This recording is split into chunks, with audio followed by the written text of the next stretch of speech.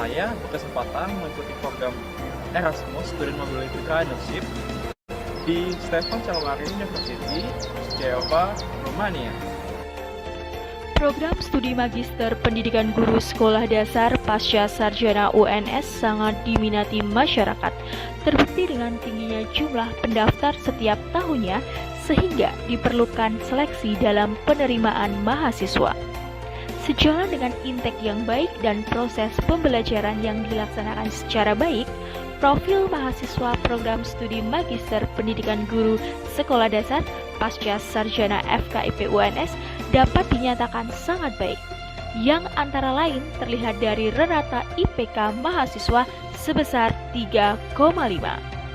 Selain itu, banyak mahasiswa program studi magister pendidikan guru sekolah dasar pasca sarjana FKIP UNS memiliki prestasi baik dalam tingkat lokal, regional, nasional, maupun internasional.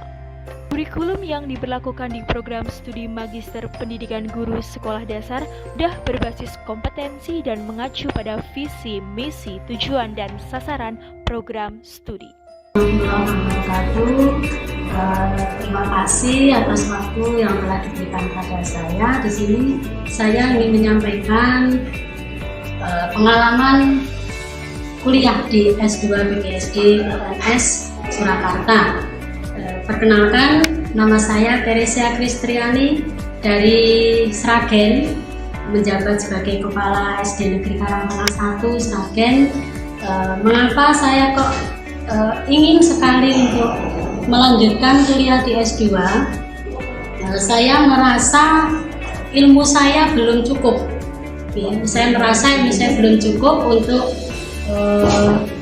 mengembangkan atau untuk meningkatkan mutu pendidikan khususnya di SD Negeri Karangtengah 1.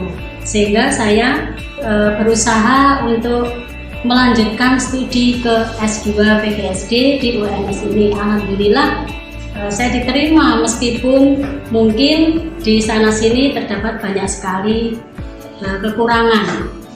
Dan alhamdulillah juga di S2 PGSD ini saya mendapatkan teman-teman yang sangat solid dan kerjasamanya sangat kuat, persaudaraannya sangat hebat, sehingga saya tidak merasa menjadi orang yang paling tua. Saya tidak merasa menjadi orang yang paling tua.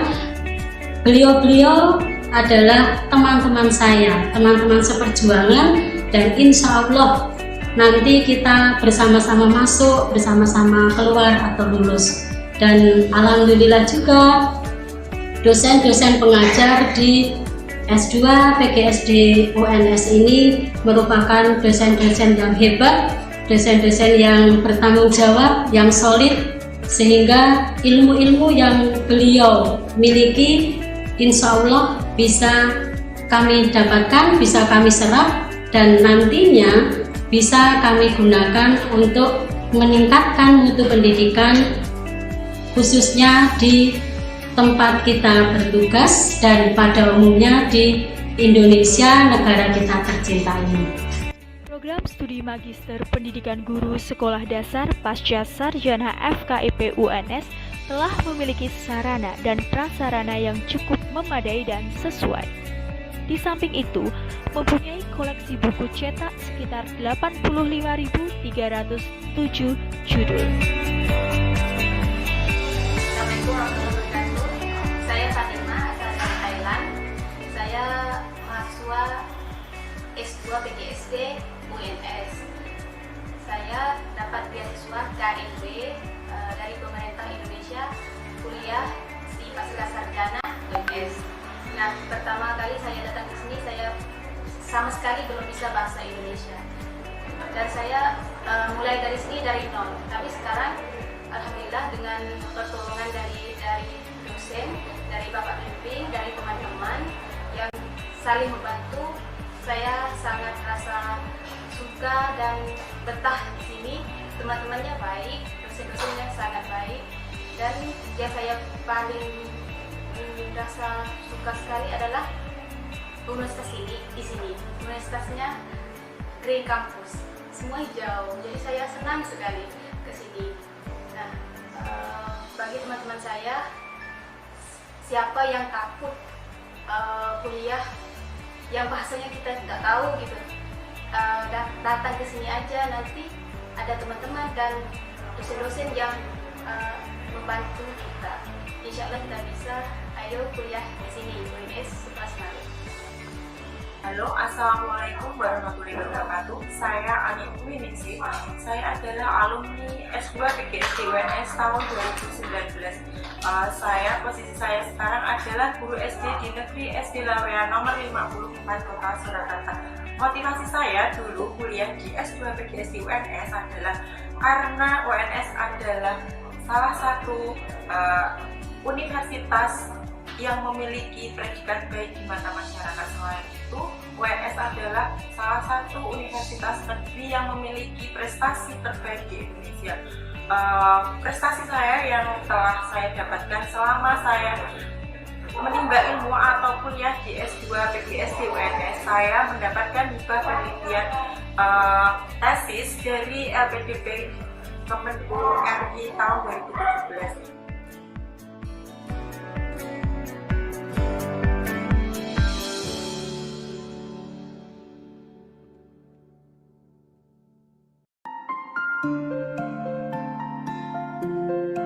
Program Studi Magister Pendidikan Guru Sekolah Dasar Pasca Sarjana FKIP UNS memiliki tata pamong dalam bentuk struktur organisasi dan tata kerja serta tugas pokok dan fungsi dari unsur pimpinan pelaksana akademik, pelaksana administrasi, dan unsur penunjang. Struktur organisasi tersebut dapat mendukung realisasi visi, pelaksanaan misi, dan pencapaian tujuan dan sasaran yang ditetapkan. Program Studi Magister Pendidikan Guru Sekolah Dasar Fakultas Keguruan dan Ilmu Pendidikan Universitas 11 Maret mempunyai visi menjadi pusat pengkajian dan pengembangan ilmu pengetahuan, teknologi, dan seni bidang pendidikan sekolah dasar yang diakui di tingkat nasional maupun internasional. Untuk mewujudkan visi tersebut, dirumuskan misi 1. Menyelenggarakan pendidikan yang inovatif dan bermutu tinggi. 2. Menyelenggarakan penelitian dan pengembangan ilmu pengetahuan, teknologi, dan seni bidang pendidikan sekolah dasar. 3. Melaksanakan pengabdian kepada masyarakat berbasis hasil penelitian. 4. Menyelenggarakan kerjasama dengan berbagai pihak dalam lingkup nasional maupun internasional. Wabarakatuh. Kenalkan, nama saya Rifan Destiadi, mahasiswa Magister Pendidikan Guru Sekolah Dasar S2 PGSD UNS, memberikan akses yang luas bagi mahasiswanya yang mengikuti kegiatan nasional maupun internasional. Alhamdulillah, saya berkesempatan mengikuti program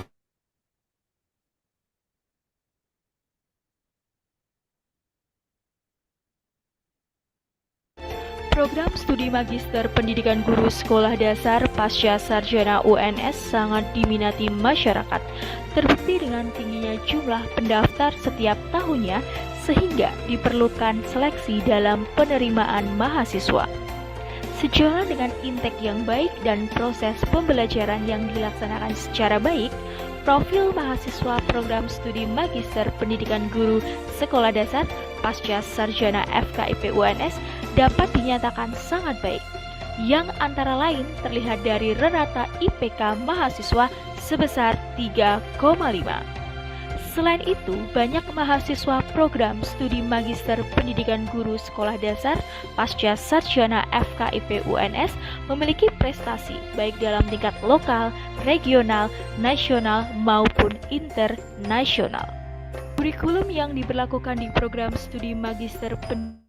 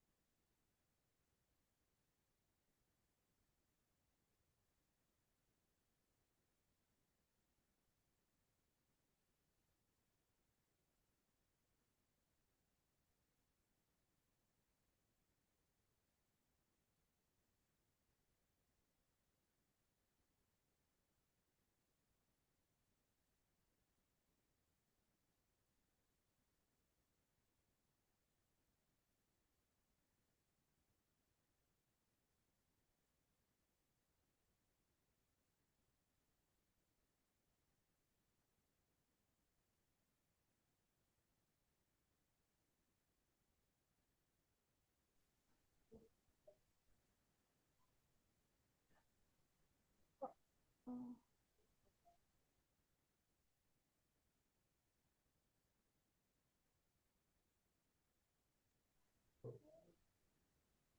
oh iya.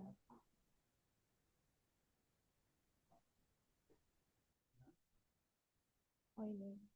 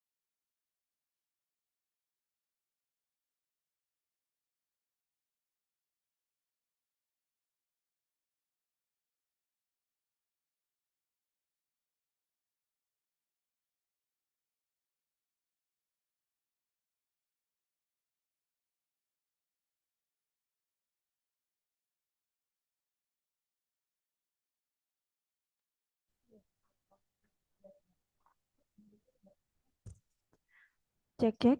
Satu dua tiga. Cek.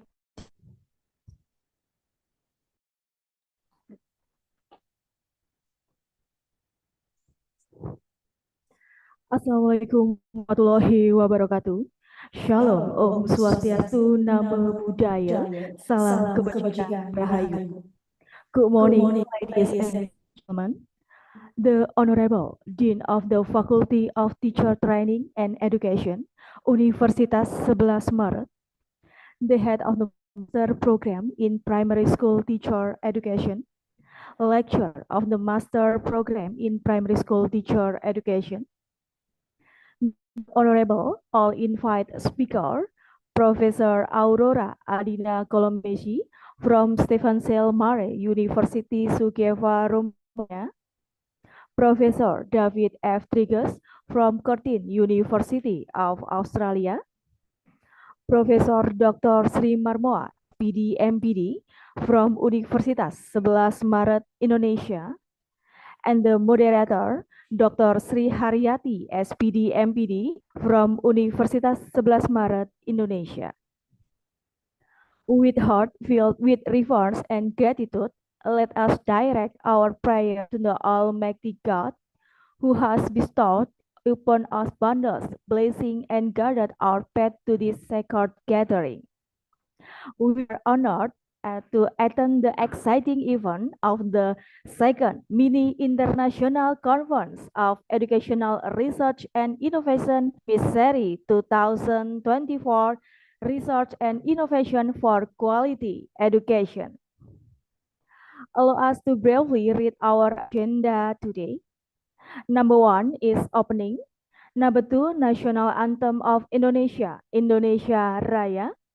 Number three, opening ceremony. Number four, panel session. Number five, question answer session. Number six, closing ceremony. Number seven, break and parallel session. The first agenda is the opening. Let us begin today's event by reciting Bismillah together. Bismillahirrahmanirrahim. The next agenda will sing to the national anthem Indonesia Raya. Ladies and gentlemen, please sit in an upright position.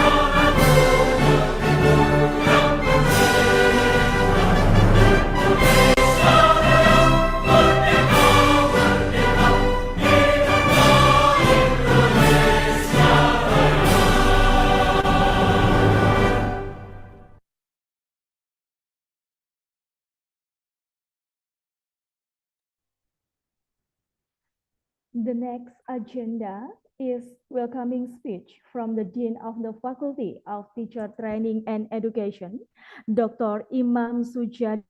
The time is yours. Okay, thank you Mbak Deva. Mbak Deva. Assalamualaikum warahmatullahi wabarakatuh. Waalaikumsalam warahmatullahi wabarakatuh. Ladies and gentlemen, allow me in this opportunity to welcome all of this conference participants by first praying our faithful and praise to the Almighty God for all His blessing, grace, and mercies that have made us possible to gather here in this seminar in excellent condition and health. Good morning and warm greeting from the Faculty of Teacher Training and Education, Universitas 11 Maret.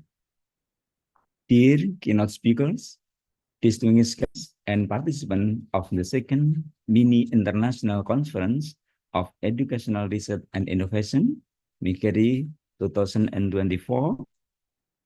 Today marks a significant moment for us as we gather to exchange ideas, share research, and explore innovation that contributes to improving quality education.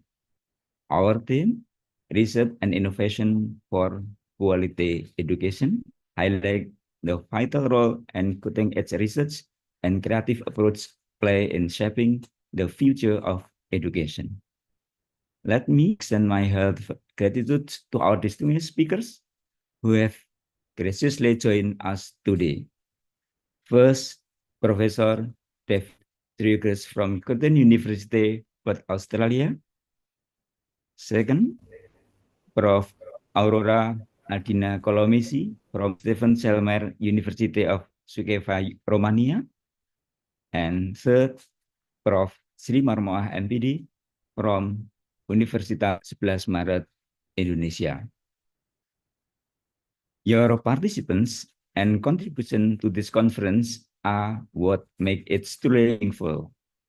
We are confident that your knowledge, idea, and discussion will inspire actionable solutions to challenges in education and help us move closer to achieving the sustainable development goal of quality education for all.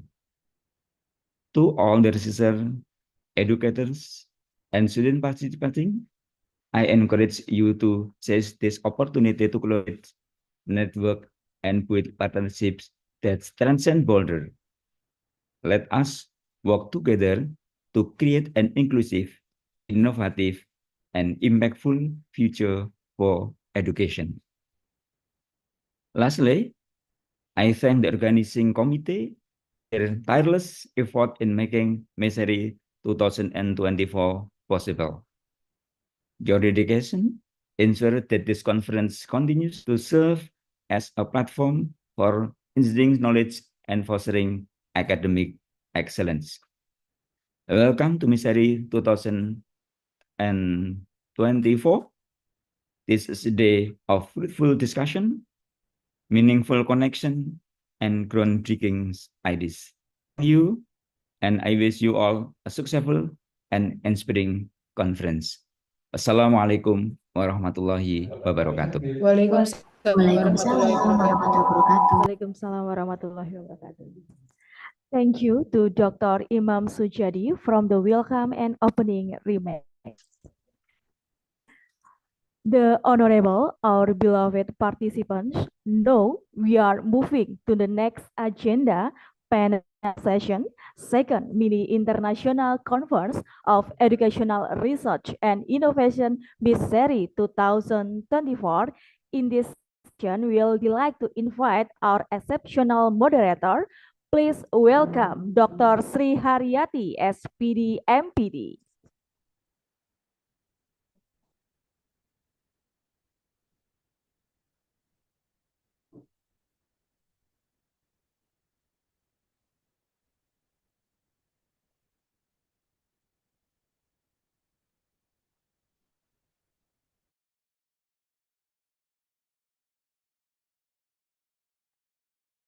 Is it audible? Mbak Dika, can you listen my voice? Is it audible, everybody? Okay. Yes, okay. Okay, Assalamualaikum warahmatullahi wabarakatuh. Waalaikumsalam warahmatullahi wabarakatuh. Good morning, everybody. The Honorable the Dean of Teacher Training and Education Faculty, Dr. Imam Sujedi, and also Prof. Marmuah. Welcome to the second mini international conference of educational research and innovations under the theme Research and Innovations for Quality Educations. And this conference is organized by the postgraduate program of primary school teacher educations, Faculty of Teachers Training and Educations, Universitas 11 Maret, Surakarta. We are honored to have participants from various academic, professional, research background joining us today. Your presence reflects our shared commitment to advancing quality educations globally. And it is truly an honor to serve as a moderator for these panel sessions. My name is Sri Haryati, or call me Ati, and I'm delighted to facilitate today's discussions with a group of esteemed experts who will share their insight and experience in advancing quality education through research and innovations. Before we proceed, allow me to extend a warm welcome to all participants of this conference, our distinguished panelists, and then esteemed researchers, educators, practitioners, as well as the students and professionals around the world from Malaysia, Brunei, Romania, Australia, and of course, Indonesia, who are to contribute to and gain insight from this important dialogue. Today we are united by a common goal to explore innovative approaches and cutting-edge research that can elevate the quality of education. These panel sessions will provide a platform for exchanging ideas, sharing experience, and fostering collaborations. Well, ladies and gentlemen, here's how today's sessions will unfold. So its panelists, its speaker will present their insight for perspective in for about 25 minutes. And then after presentations, we will engage in a moderated discussions to delve deeper into the topic presented. And we will open the floor to you, our participants, for Q&A sessions. And then for those of you joining us virtually, you can type your questions in the chat box during the presentations, and we will address them during the Q&A segment. I also encourage everyone to actively participate, as your questions and comments will enrich the discussions and make these sessions truly interactive and impactful. Without further ado, let us begin with our first analyst, our first outstanding speaker, Dr. David F. Digas, Professor of Science, Education School of Education, Curtin University, who will speak in the first sessions. Before having the panel sessions with him, may I greet him? Good morning, Dr. David. Are you here? Yes, now, Okay. only a minute ago. Okay.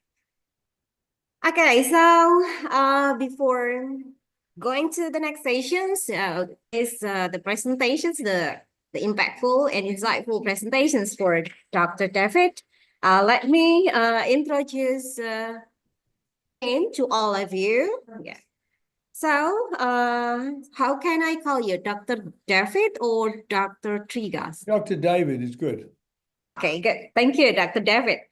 So, Dr. David is the John Curtin Distinguished Professor at Curtin University in Perth, Western Australia, where he supervises research students on topics related to understanding the students' ideas about science concepts and how these ideas relates to conceptual chains and multiple representations, the designs of science curricula and teachers' classroom practices.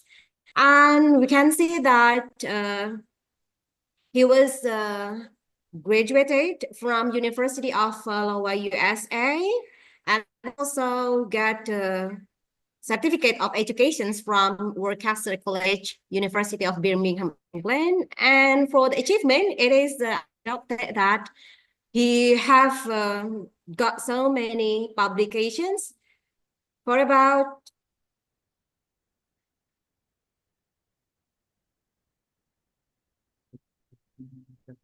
okay. Yeah. Okay. So we have so many national and international publications. He has been the recipient of 15 Australian Research Council grants that he involved working with science teachers in Western Australia.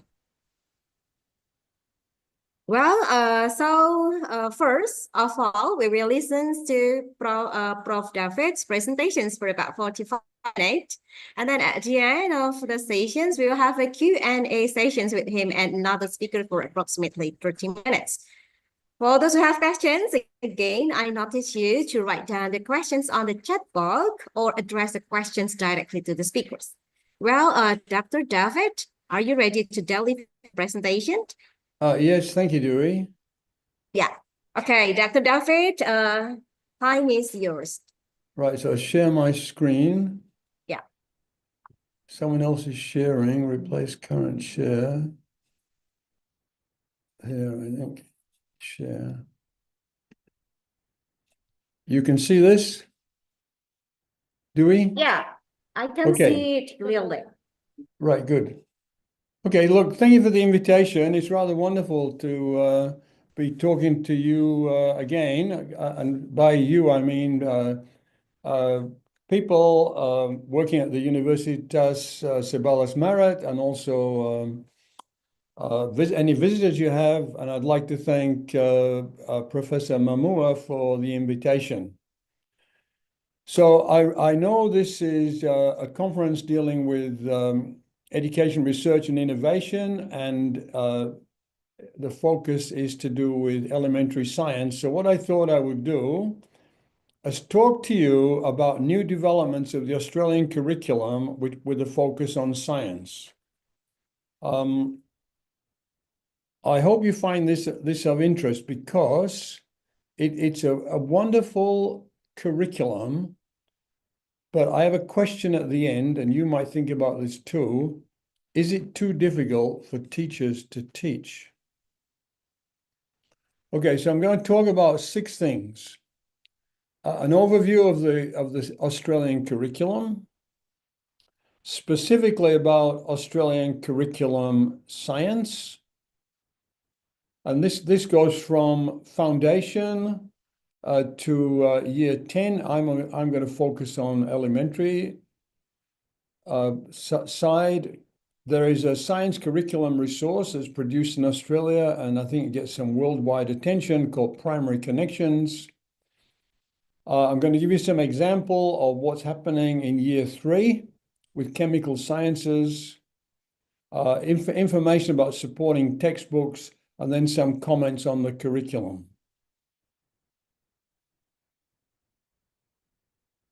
So what happened then?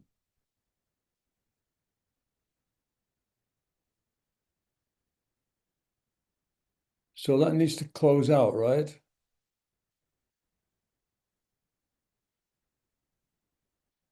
So this is not mine.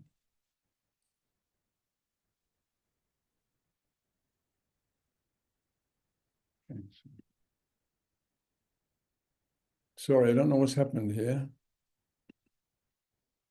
Okay, so now I'm going to the next slide. Hopefully.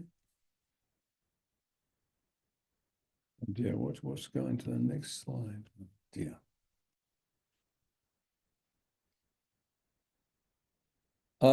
So something happened just then. Oh, well, here we go. Right.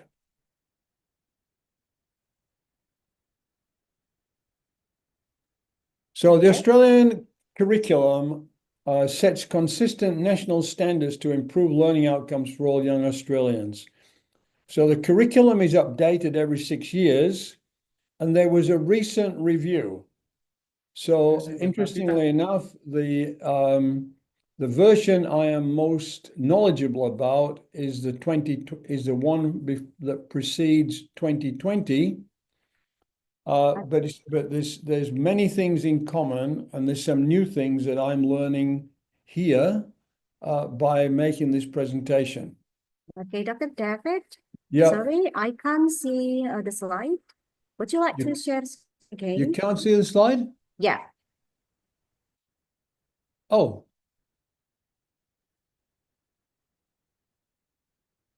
What about this slide? Reset the screen.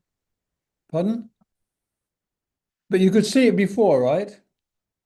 Yeah, but maybe you need to reset the screen again so that it will be visible for us. Okay, so I thought we were going okay, and now we're not.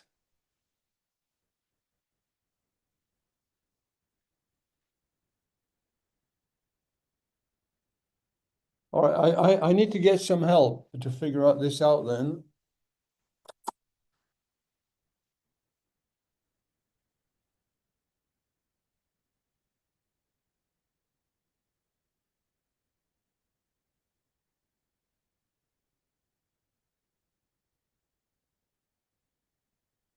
When someone else showed a slide, it seemed to affect everything I'm doing.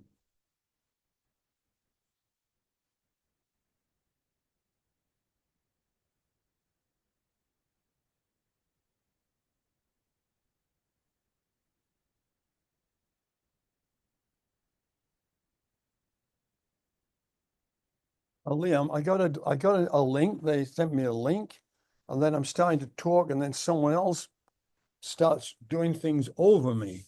And now she says you can't see the slides.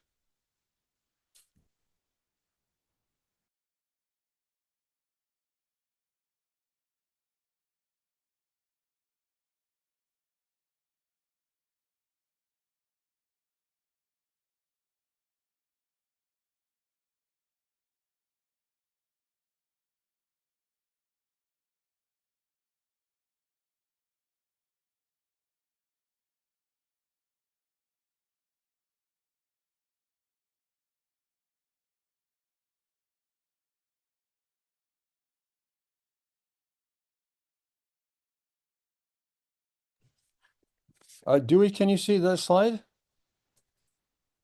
Yes, Prof. David, yes. Okay, let me just go to the next one. Can you see the next one?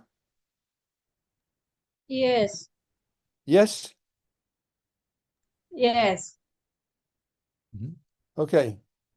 Someone started showing a slide on top of mine, and then mine didn't work. So this should be okay, right? Yeah, sure. Okay, Liam, you saved my neck again. Okay, so I'm back to where I was. Oh, what have you done?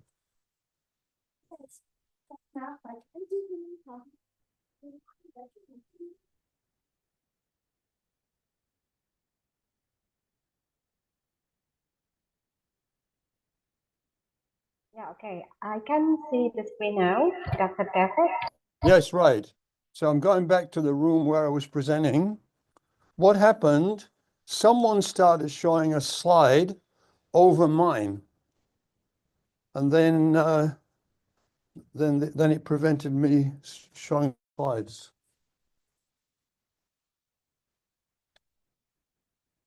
Okay, so we're back to where we're talking about with the Australian curriculum. So I go to the next slide. So in this Australian curriculum, it covers all areas because in elementary school, as you know, we teach English, mathematics, science, social science, health and physical education, arts, languages.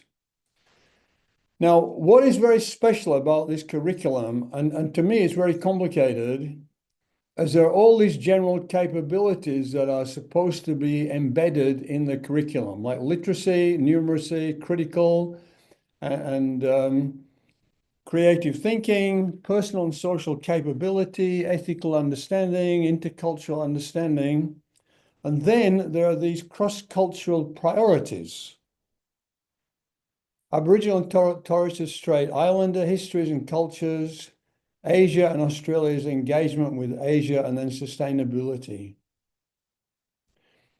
So how this is all integrated is actually very complicated. And with some colleagues, we did a study looking at secondary school teaching, not primary, about how the teachers were incorporating these general capabilities and cross-cultural priorities. And we did not get a very good response. And we wrote a paper about that if anyone's interested. So what are the general capabilities? Literacy, numeracy, information and communication technology capability, critical and creative thinking, personal and social capability, ethical understanding, and intercultural understanding. So all these complicated aspects. The general capabilities are addressed through the content of the learning areas. Teachers are expected to teach and assess general capabilities to the extent that they're incorporated with the learning areas. So there's a website. The website gives you ideas about how you might do this. Right, teachers are expected to teach and assess general capabilities and they're incorporated in the learning area. And state and territory school authorities will determine how much of this is assessed and reported. And to be frank, I don't think a lot. So the cross-cultural capabilities, I think this is extremely good, and teachers do try to do this in an effective way. Look at the history and cultural aspects of Aboriginal and Torres Strait Islanders. Australia's engagement with Asia. I think you know that Australia was like a British colony initially, and initially a lot of the interest was on British history. But that's changed a lot in the last 50 years or more to be more aware of Asia and Asian nations. And then the issue of sustainability. So the priorities provide national, regional, and global dimensions which will enrich the curriculum.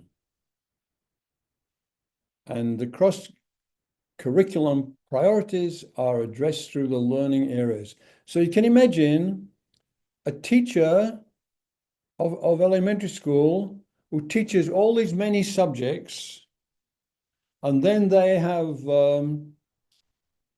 all these cross-curriculum priorities, and they have to organize this as their lessons. This is very hard work. Okay, so you can see here how things fit together, general capabilities, and you see what they are. Reflecting on thinking and processes, inquiry learning, general ideas, analyzing, synthesizing, and this looking at critical and creative thinking.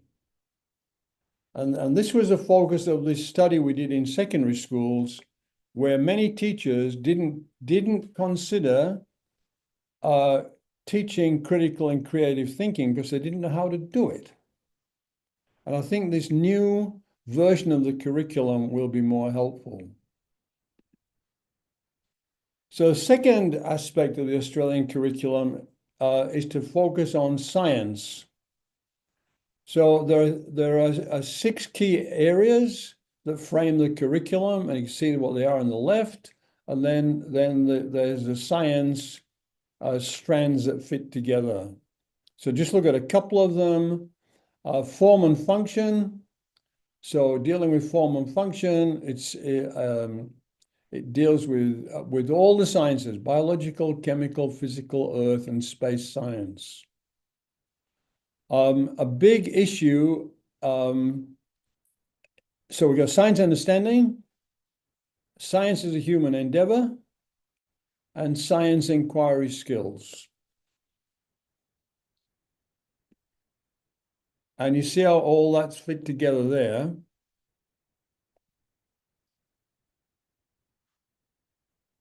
You realize what's happening here. This curriculum is created by curriculum people. And then they hope and provide some guidance for teachers to put this into practice. And then people like me go in the classrooms and figure out what teachers are doing. So the third part is this absolutely fantastic curriculum. You may well know about it. It's called Primary Connections, and it's a curriculum resource in science, but it involves some aspects of mathematics and English. The idea is to make a connection between literacy in science, literacy in mathematics, and literacy in English.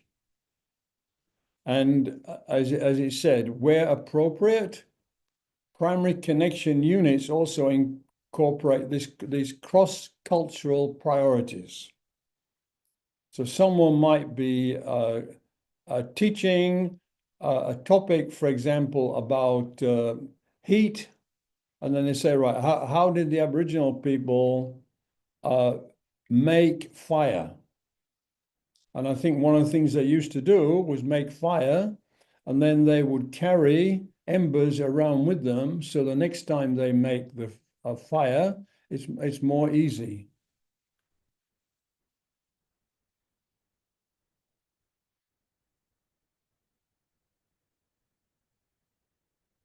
Right, so I've emphasized this before. Professor Mamua mentioned I should talk about the theoretical basis of the curriculum, and the Australian curriculum is well founded theoretically. It's the initial version up to the current time, 2024. Was based on the 5E model, and I'm sure you're very much aware of the 5E model. I'll talk about that in detail in a minute. And for students, the curriculum places students at the center of learning. It allows students to build on existing knowledge and apply new knowledge. It actively engages students in their own learning. It provides students with opportunities to explore new concepts critically, and it helps students retain information through meaningful learning experiences. So the 5E model, students work together to observe, investigate, analyze, and draw conclusions. For the teacher acts as a facilitator, guiding students through the learning process. So what do the research findings say about the 5E model? There's quite a lot of research on this if you looked in the literature. Students develop a better conceptual understanding of science ideas. It improves their general achievement in science, and they become more interested in science and scientific careers, and they develop a more positive attitude towards science. So the last two are kind of critical, because often what we find in secondary school, particularly grade maybe 9, students' interest in science tends to fall away. So what has happened? I mentioned before, Primary Connections is undergoing revision.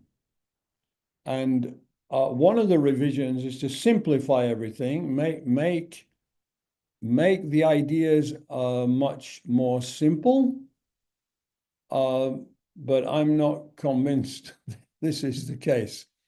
But the new framework has what they call launch, inquire, and act.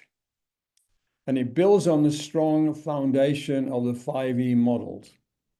It draws on contemporary education research and deals with these issues that I've mentioned already, general capabilities, including critical and creative thinking, intercultural understanding, which is the idea of, particularly in Australia with Aboriginal and Torres Strait Islander people, ethical understanding, and then the notion of personal and social capability. So what are the 5 E's and how do they fit into the new curriculum? So the first E is engage. So we want to capture students' interest and spark curiosity, elicit their prior understanding, and we want to set learning in a meaningful context. So most of the new curriculum deals with everyday events. So then we have the other explore, explain, elaborate phases are part of the inquire phase. And in this situation, students experience the phenomena firsthand. They pose questions for inquiry. They investigate to answer these questions and solve problems. And they construct multimodal text to support the development and representation of their understanding. Now, this sounds far too complicated for elementary school, but this is the curriculum. The purpose of the elaborate and evaluate phases are recognized in the act phase. Students apply their learning in new context, relevant to today's world. So that's always the idea. We try to deal with today's world events.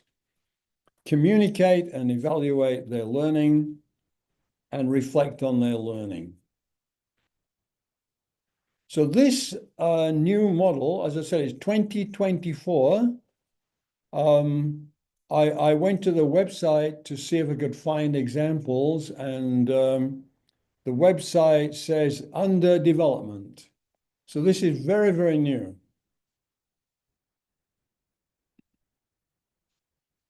So let's go to something a little bit more concrete. And I'll look at year 3, chemical sciences. So year 3 students are maybe like 9 years old. Is that right? They start school in grade 5, 6, 7, 8. Yeah, maybe 8 years old.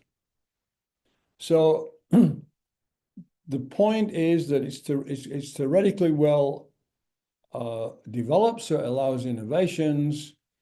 And the main thing is looking at change of state between solid and liquid, and it can be caused or removing heat. So this is a basic concept. You're all familiar with that. And as I'll show you later, everything is documented by these numerical links. So what can be done? So we can investigate how liquids and solids respond to changes in temperature. For example, water changing to ice or melting chocolate. Exploring how changes from solid to liquid and liquid to solid enable us to recycle materials. And we can predict the effect of heat on different materials.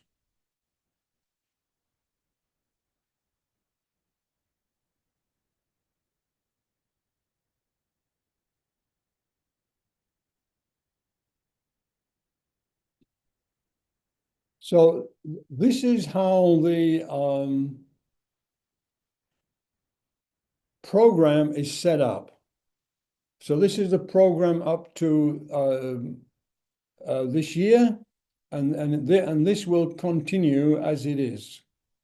So if I look at on the left-hand side, we got biological sciences, chemical sciences, earth and space sciences, and physical sciences.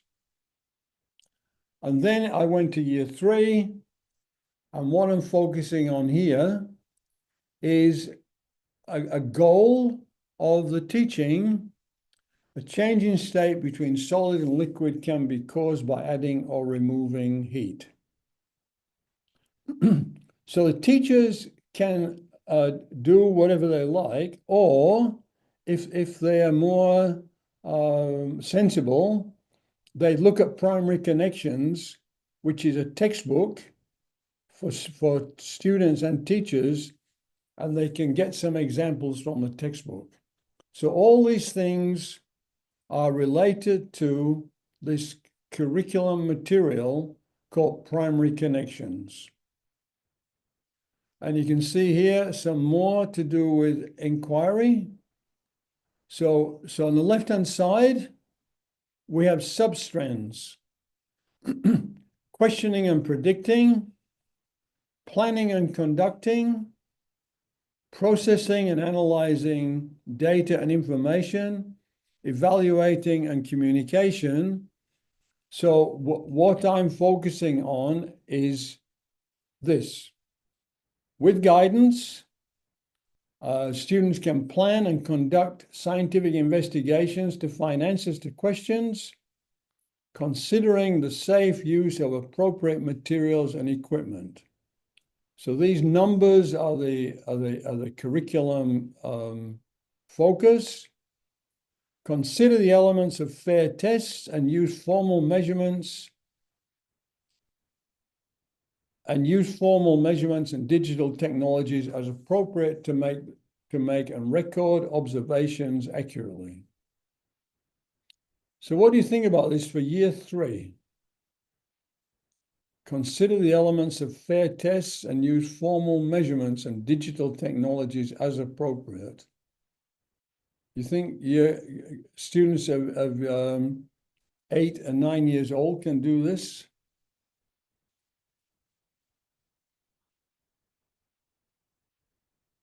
I mentioned about one of the strands is science as a human endeavor. So we got nature and development of science, and the use and influence of science. So for year 3 and 4, science involves making predictions and describing patterns and relationships. So this is very broad statement, and what the teacher would need to do is go to a different part of the curriculum document, which is online, and work out some practical ways to do that. And the practical ways will also be in the primary connections curriculum materials. So let's look at an example. The topic is called melting moments. So melting moments is a unit of lessons. It embeds all 3 strands of the Australian curriculum science. That is, we're dealing with content and an application, and then these interrelationships. So the unit is designed to be taught in conjunction with other units to cover the full range of the Australian curriculum. The assessment involves substrands and interrelation of the science strands, relationship to overarching ideas, general capabilities that I mentioned before, of which there are many, cross-cultural priorities, of which there are many, and sustainability, of which there are many. And I repeat myself that I don't usually do work with teachers or students in elementary school, but I do work with teachers and students in secondary school. And we reported a journal, a paper, I should send it to Professor Mamua, about how teachers are teaching some of these cross-cultural priorities. And many say we don't do it because I don't know how. Sustainability is a big issue. So melting moment units provides opportunities for the students to understand that some common materials are heated at room temperatures to become liquid that are most easily molded. This has direct applications in understanding the way that materials such as plastics are recycled and the amount of energy necessarily to change their shape. So you see, they're very broad statements, and the teachers have got to make sense of these statements, and out of that create lessons. But it's not only up to them to create the lessons, because the website provides examples on lessons, and also you've got this textbook, Primary Connections, to show how to do that. And there's also other textbooks.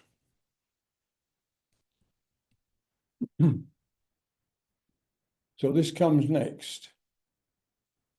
So the Australian curriculum is in this science book. I just made a copy of it. It's an ebook. Here, revised edition 2023. The topic is science, and the level is year 3.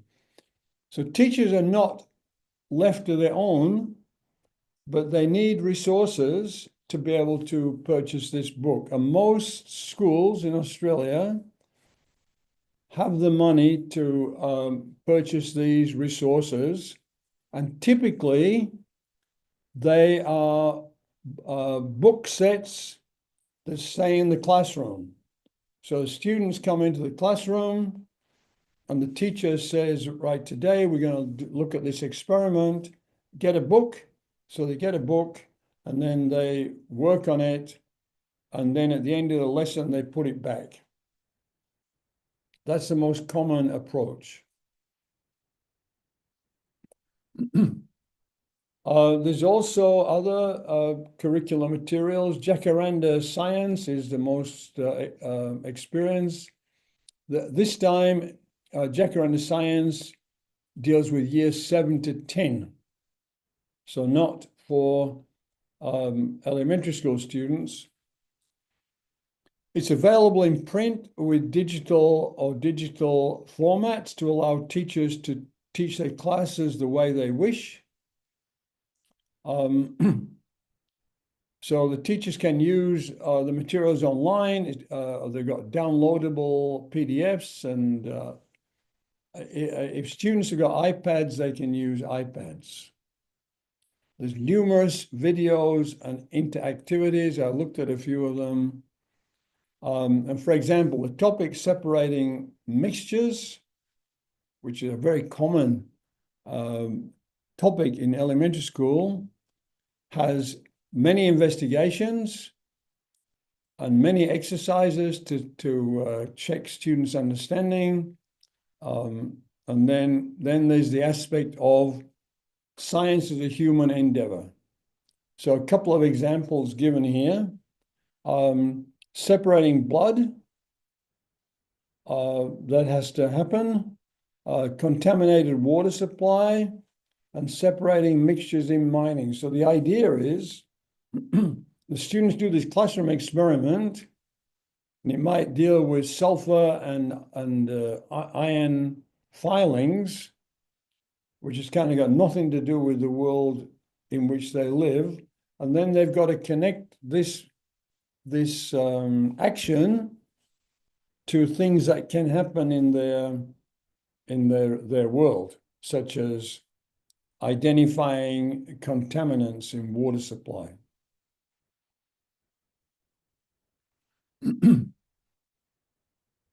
So this is my last slide, and I would welcome any conversation that we have. So this is by a person I don't know, but she wrote a critical view of the existing Australian curriculum.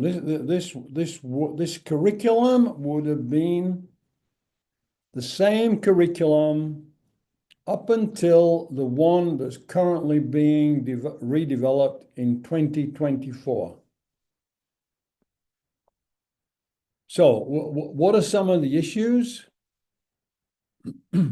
And I think you can identify this with your own curriculum.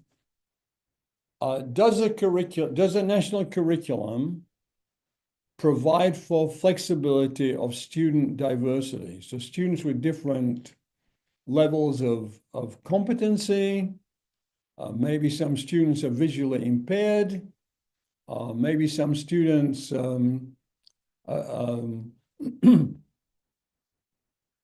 of hearing difficulties. So how does it deal with this level of diversity?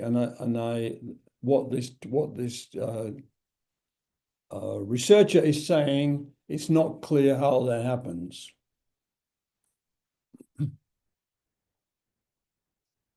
There's no articulation of a conceptualization of learning itself or a set of principles of learning that might guide its formulation and subsequent realization. So there needs to be issues about how teachers enact the curriculum. And I think you heard me saying, as I present the information, which is also the new curriculum, how do teachers enact the curriculum?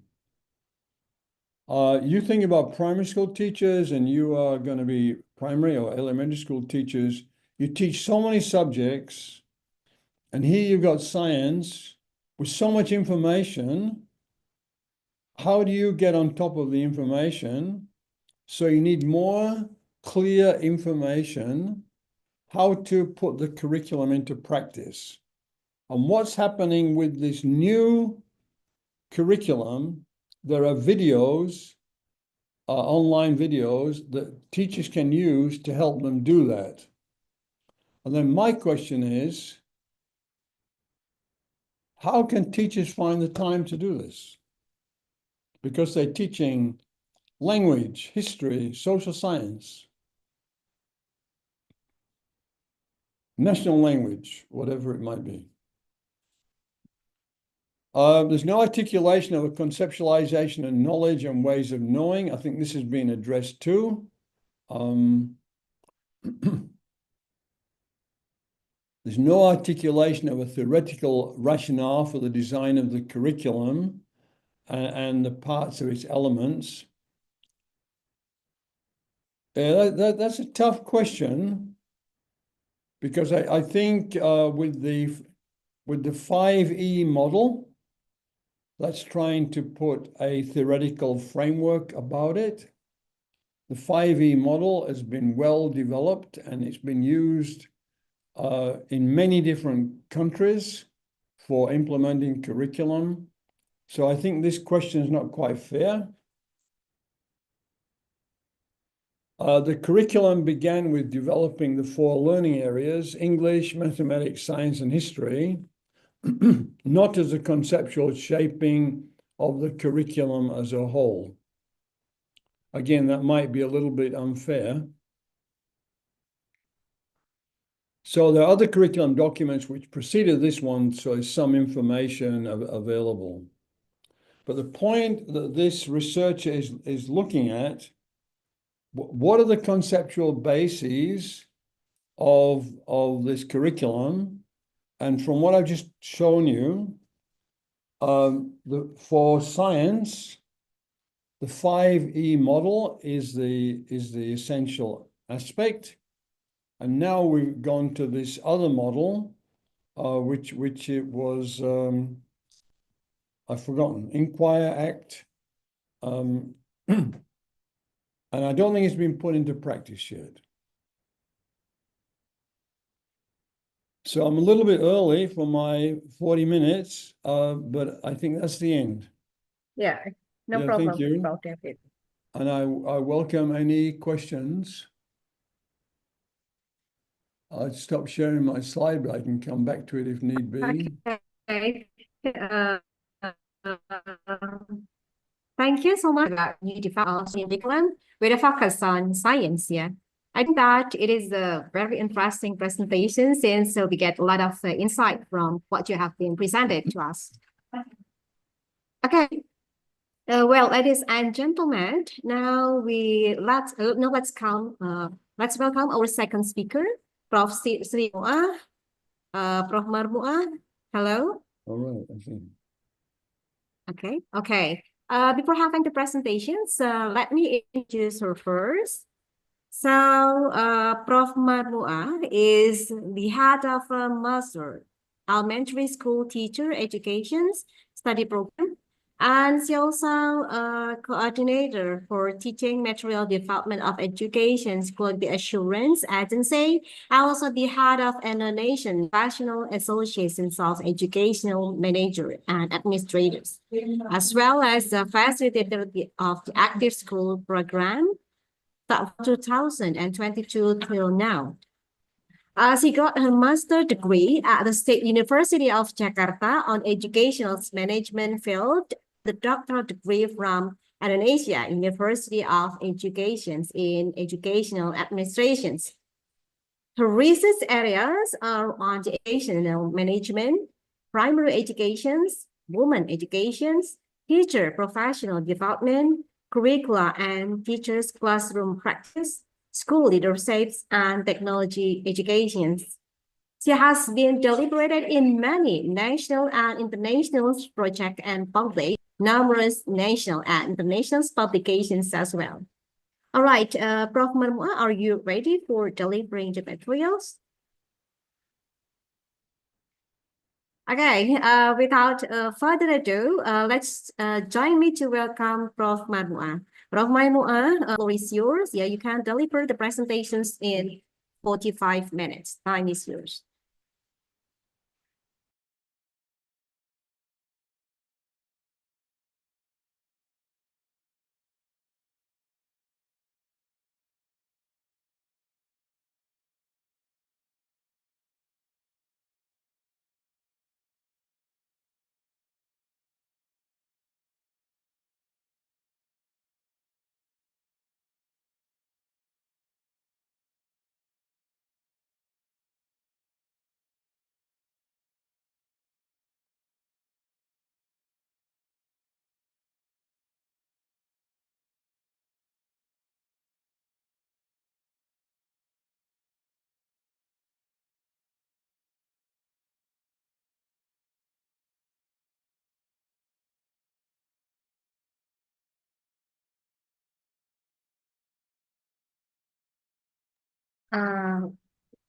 Yeah, actually, we can't listen your voice clearly.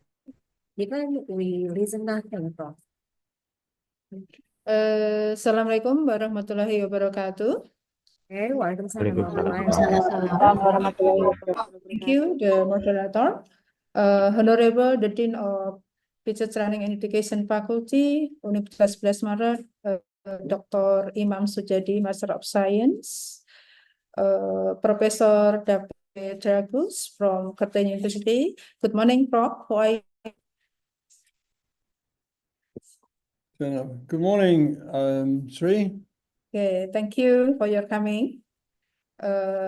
Professor Dr. Aurora Adina Kolomesi from Stephen Selmari University of Suceava, Romania.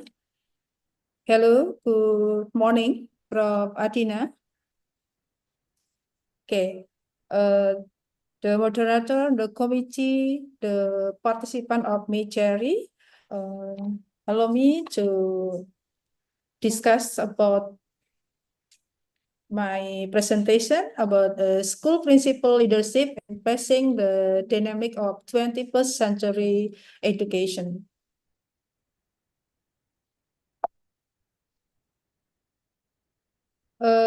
Today we can discuss about the four topic. The first about the leadership challenges of school principal in the 21st century. The second,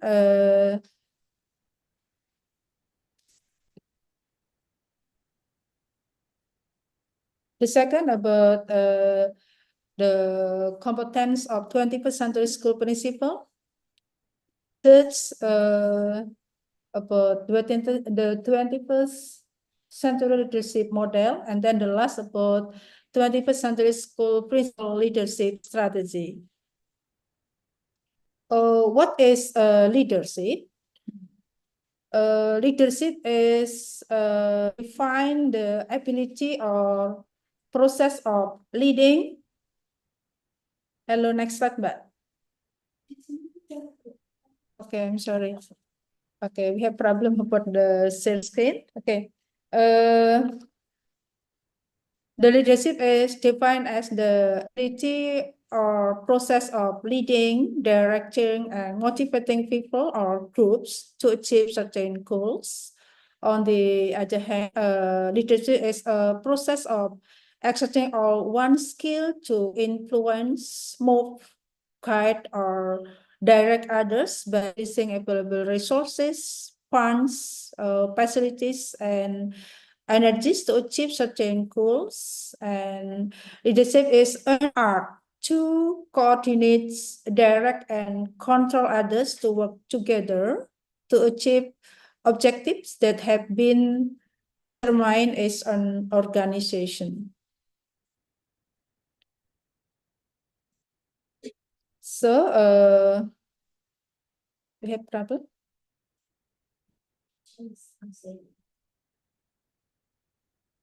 Okay.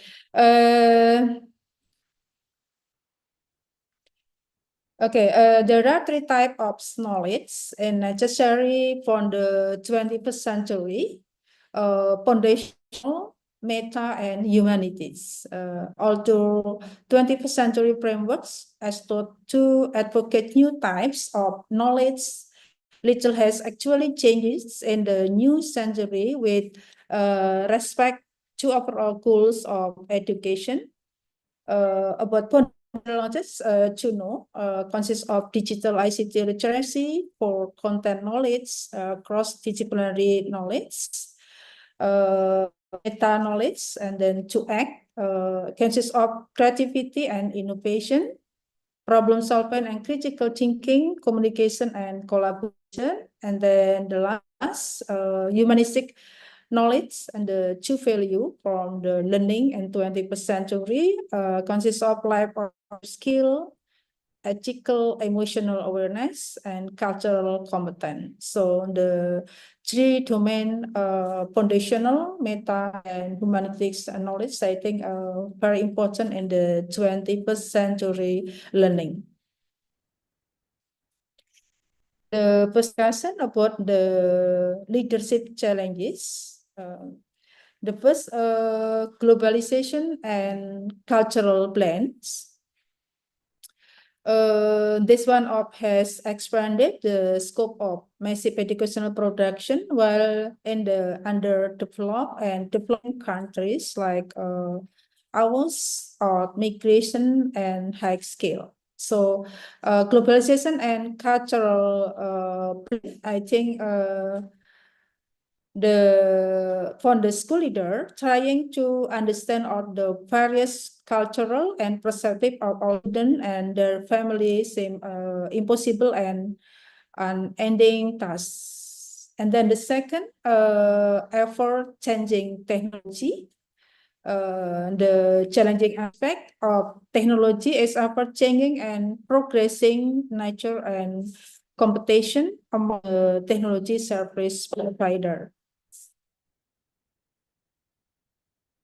The challenges for 21st century leadership in education.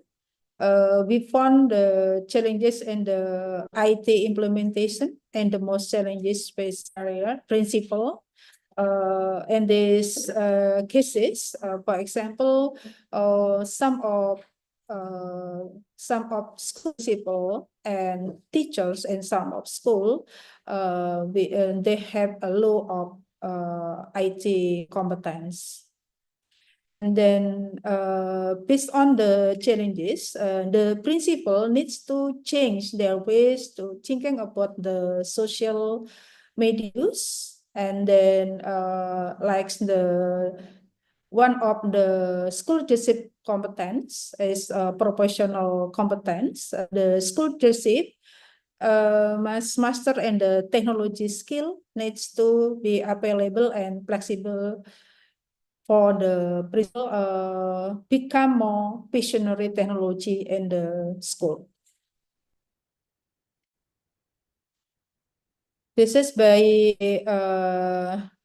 CB and Miranda, from the challenges of educational leadership at 21st century. The very first challenge is the realization that it's time to change education for digital age and global citizenship. And the second about personalized learning. Based on the school principal leadership challenges, there are three sub-themes for personal challenges, such as lack of knowledge, based on the three domain in 21st, fundamental knowledge, meta knowledge, and humanistic knowledge too. And then the second about skill too. But the school principal needs some of skill to manage their school, and then the school contact challenges.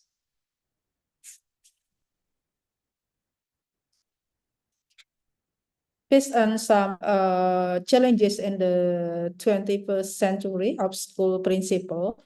So today, based on the Director General of Principal Competence of Model from the Ministry of Education and Culture, the competence of the school principal, there are three competence. The first, personality competence, social competence, and professional competence. What is personality competence?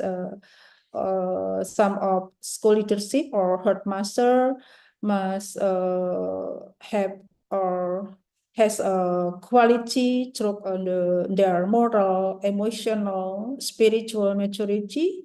Why? I think personal competence is very important in some in the others competence for school principal to self-develop through the habit of reflection and having student-centered orientation too.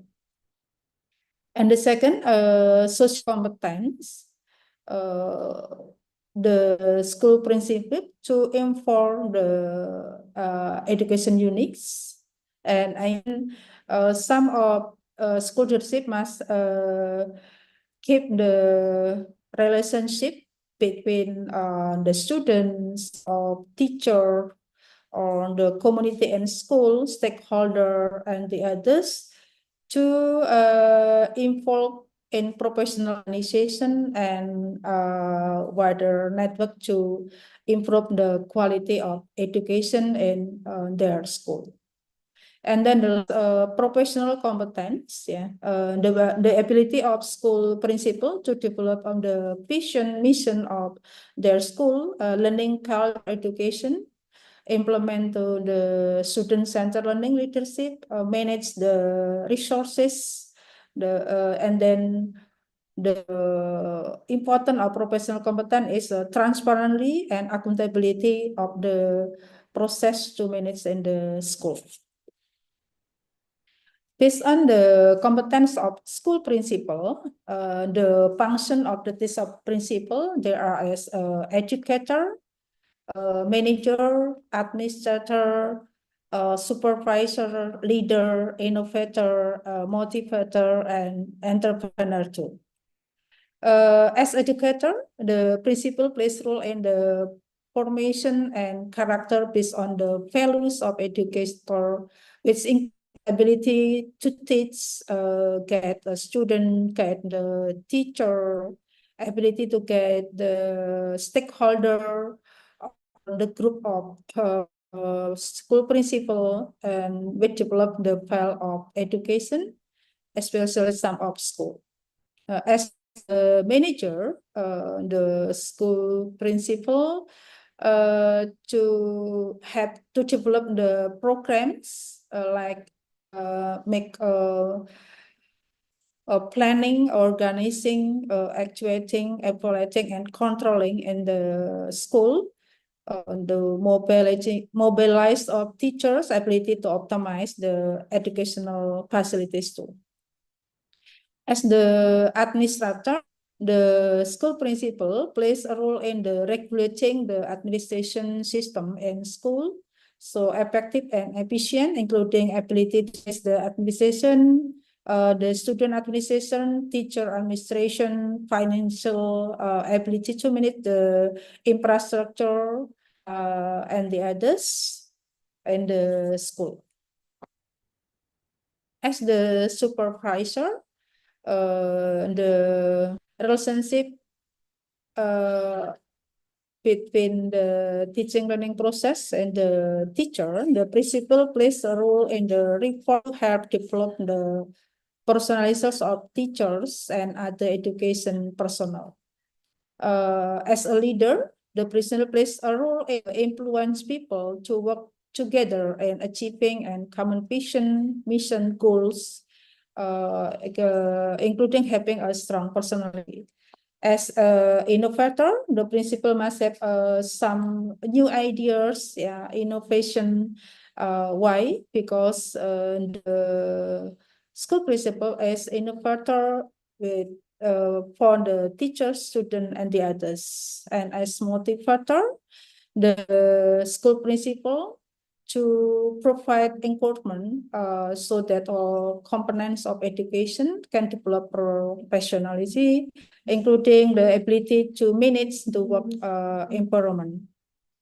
And then one of the role of school principal is interpreter.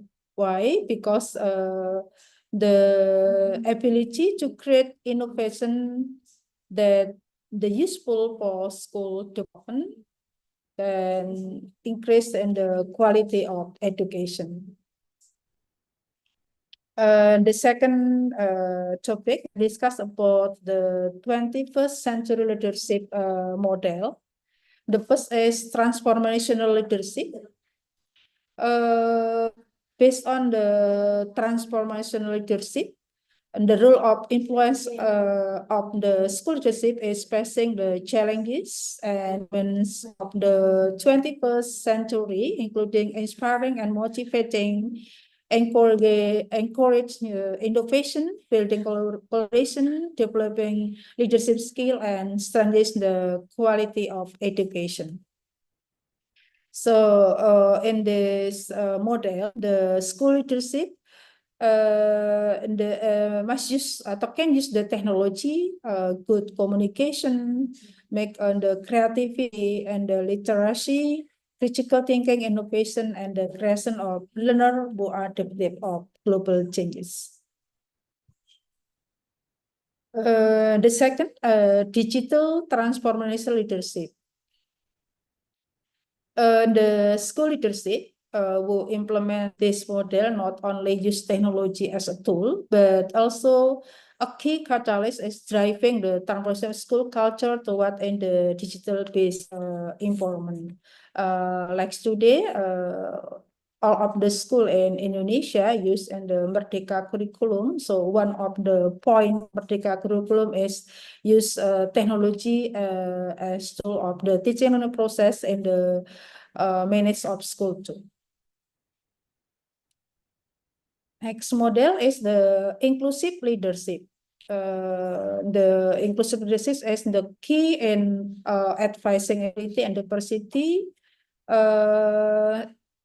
And the inclusive leadership is the school leadership must create an environment where every individual, regardless of background or condition, feel valued, respected, and engaged.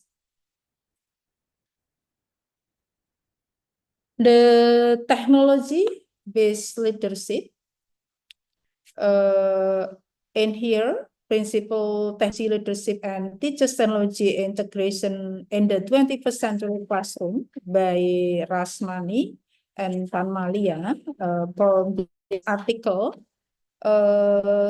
they have opinion about school leadership have challenges task of integrating technology So school leader and teachers too have to transform themselves the industrial revolution 4.0, and the point of this article is some of school leadership and the teachers must use and practice and the technology and the teaching learning process too. Technology based on leadership of school principal is important today, because why? Technology is deemed necessary to effectively and technological reform and innovation in school. The next, what the strategy of principal leadership and the 21st century school? I think the school principal must improvement strategy plan. They must have the first plan A, plan B, plan C, or the next plan to manage their school. Being the first, the school leadership being an agent of change. As agent of change, the school leadership or school principal must responsible and about driving innovation and renewal and education system. For example, today, the school leadership or the headmaster as an agent of change must responsible about the teaching learning process and the curriculum Merdeka, start on the lesson plan and the media, the model, the assessment or the others to improve the quality of education. And the second, professional learning communities or VLC. But today in the curriculum Merdeka, all of the school in Indonesia use a learning community or KOMBEL, komunitas belajar. Yeah. In the komunitas belajar in Indonesia, they have three big ideas of learning communities. The first, they focus on the learning, and then the second, they have a culture of collaboration and responsibility of learning between teachers, the others classes. For example, in the class of A, base of B and C, the first grade until the sixth grade, and then the third, the orientation of output of learning. So making a professional learning community, I think is one of strategy can use the leadership in the school.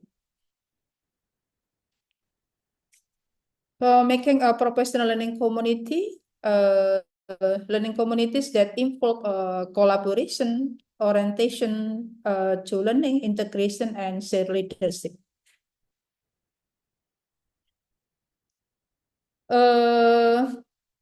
About the continuous professional development programs, yeah, in this article from Faizudin, relevant and ongoing training can help principals to keep their knowledge and updates based on the competence of school leadership as the professional competence. So, the school principal must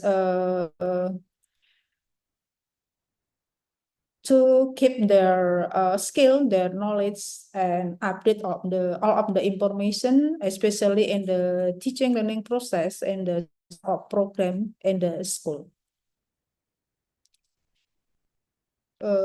In here, there are 4 leadership requirement in the 21st century. The first as a visionary, yeah, a visionary leader must be able to set a clear direction, spread the vision through the organization, empower educator, and focus on achieving the organization. And then the second, creative, yeah, the school principal allows design new methods, develop innovation, create solution to various challenges, and creative leader as a catalyst of change, encourage the birth of fresh ideas, and create an environment that's for innovation. And then about innovative and the school leadership can combination of emotional intelligence, managerial ability, engagement with stakeholder or community of school to create new ways, new idea to achieving the goal or school objective. And then the last, having a good emotional intelligence. I think this is a correlation between the personality competence. Emotional intelligence plays an important role in creating healthy and effective relationship in the school environment. I think very important. Some of school principals have emotional intelligence because the school principal must keep the relationship with the parents, the stakeholder, or the others to productive organization culture. And the next strategy is the role of advanced leader. In here, inclusion help closing tone hall session. This is creating a vision for changes in education, focusing on closing the achievement gap, engaging the stakeholder within a community to come together to create on and take ownership for systemic change, investing in professional development for teachers, finding the best program, and then building network for connecting people and sharing information. I think this is very important to as the school leadership. Okay, this is the conclusion of the topic. The first on the leadership 24 school principle faces a complex challenges, and then school principal needs to managerial, transformational, technology-based abilities to create an inclusive, relevant, and competitive education system. And the main competence includes personality competence, social competence, and professional competence. And the model of school leadership, there are transformational leadership, digital transformational leadership, inclusive leadership, and technology-based leadership. I think are important improve in dealing with changes, and based on the challenges on the leadership, the school leadership needs strategies such as an agent of change, building a professional learning community, initiating continuous professional development, and with the vision, creativity, innovation, and emotional intelligence, school principal can become visionary leadership to drive collaboration and innovation. So thank you for today. Wassalamualaikum warahmatullahi wabarakatuh. Okay. Waalaikumsalam warahmatullahi wabarakatuh. Yeah, okay. Thank you so much, Prof. Marmuan, for sharing the ideas, about the school principles, leadership in facing the dynamics of 21st century education. I think it gave quite us insight on the strategic steps to create sustainable leadership also. Well, ladies and gentlemen, we still have one speakers, In this case, is Dr. Kalamesi Auro Adina from the Faculty of Educational Science, University from Suseta. Dr. Kalamesi? Hello? Hello, Dr. Kalamesi? Are you with us in this Zoom meeting?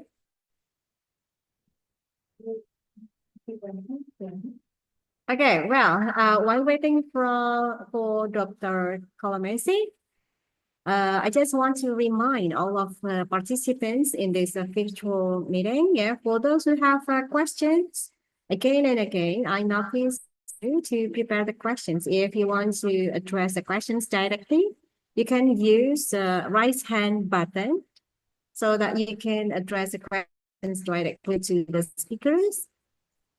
And it is also welcome for the one who wants to write down the questions on the chat box. And then I will read the questions and the speaker will answer your questions. So directions, in direct questions, yeah, or write the questions in a chat box is okay.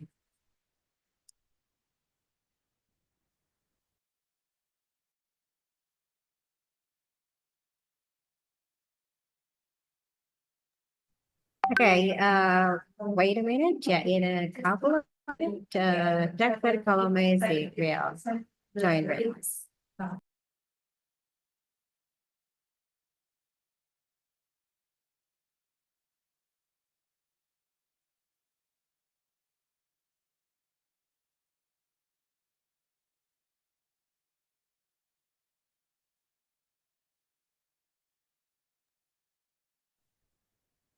I will check whether there is a question in the chat box.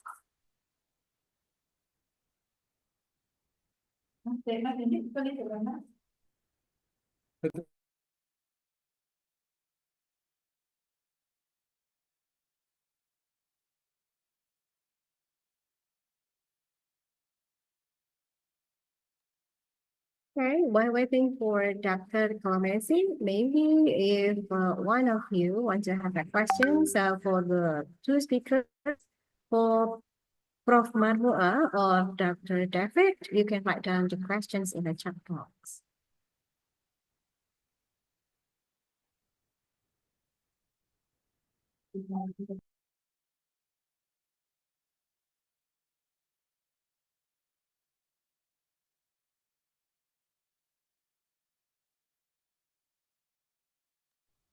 Dr. Ike, I'm not sure what you're asking. Okay, pardon, Dr. David. You had a question? Actually, we are waiting for Dr. Colomesi to deliver the presentation. And while waiting for her, I invite the participants to write down the questions, yeah, in the chat yes, box. right. But Yes. we will have a Q&A sessions in the last sessions. Okay, thank you. Yeah. Okay. Okay, can I get? Yeah, is there questions addressed for the two speakers? You can write down in the chat box.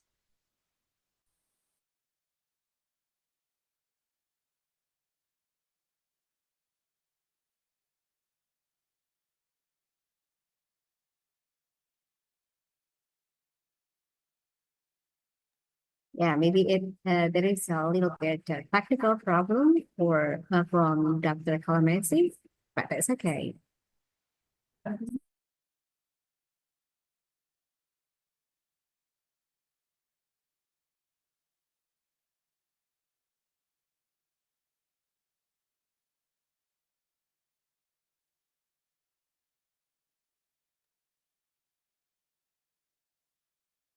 Okay, we have one question in the chat box.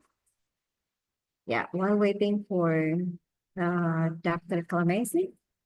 Maybe one question is okay, yeah, for the speaker, Dr. David or Prof. Marwa.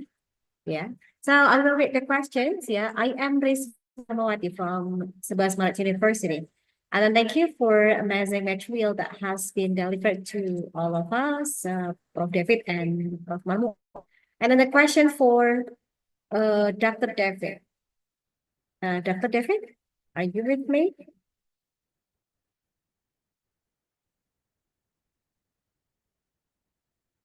Okay, Dr. David.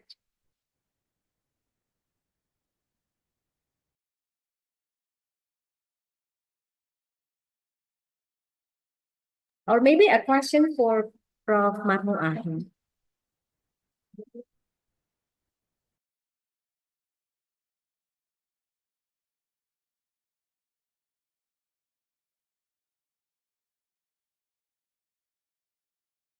Okay, maybe a question from me myself, from Marmuah, yeah.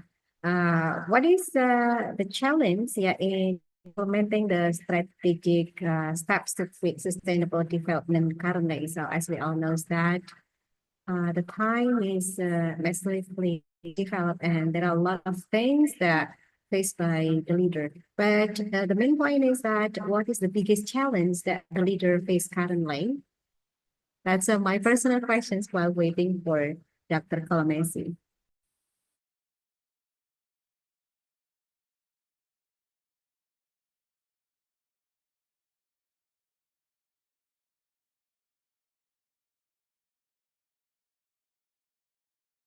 Yeah, it is broad.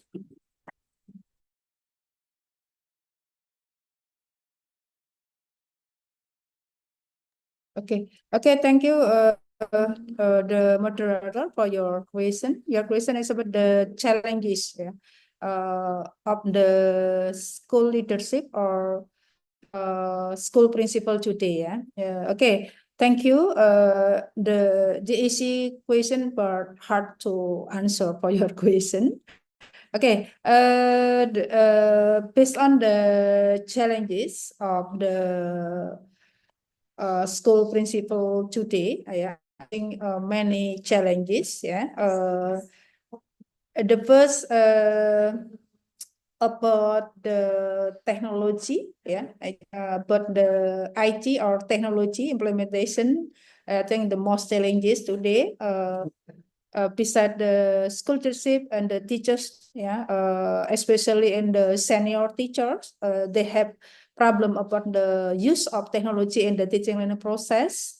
And the second, I think, the challenges about personalized learning, I think, especially of the teacher, because today implementation of curriculum Merdeka from the government have the policy. The point of curriculum Merdeka is the use of digital. Yeah.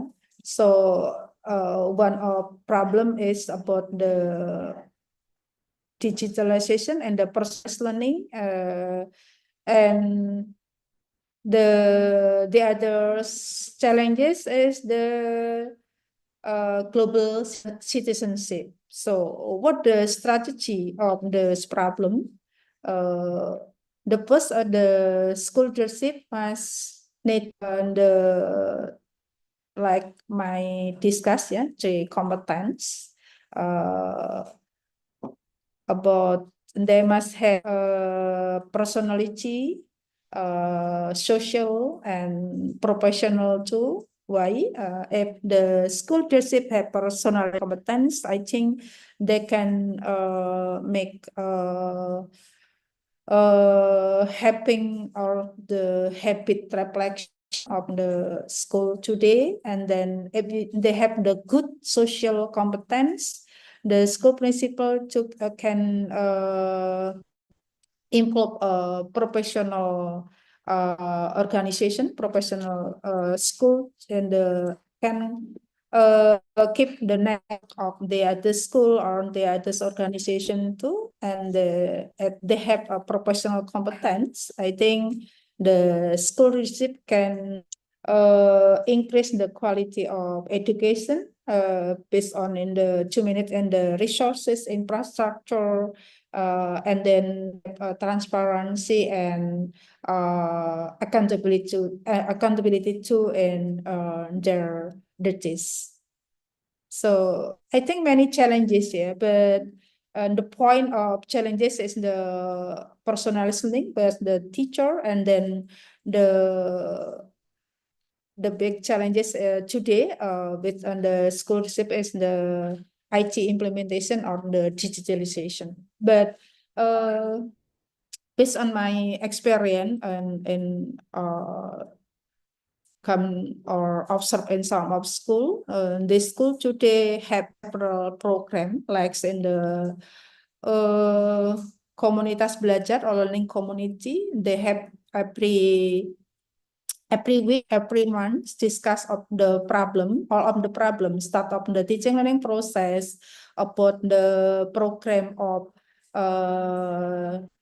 database of planning about the report of education, about the model of teaching, the method of teaching, assessment, or everything can discuss in the learning community. And today, all of the school in Indonesia have a learning community and different name when the others are school. And then the other hand, the school have like habituation. Every day they have like program. For example, in the Monday they have a nationality program, and the Saturday and the Tuesday they have like a literation program. The third day like the numeration program. The fourth day they have like a school discipline program, and they have 5 days. Every day they have a habitual or program to increase the quality of education, especially in the curriculum Merdeka. This is my answer. Dr. Heriati, thank you. Thank you for Prof. Marmual for the answer. Okay, together with us, Dr. David. And I will address the questions for Dr. David. Yeah, so there is a questions in the chat box. Yeah. So, Dr. David, yeah, to answer the questions. Yeah, actually the question is come from Risma Rahmawati from 11 Maret University.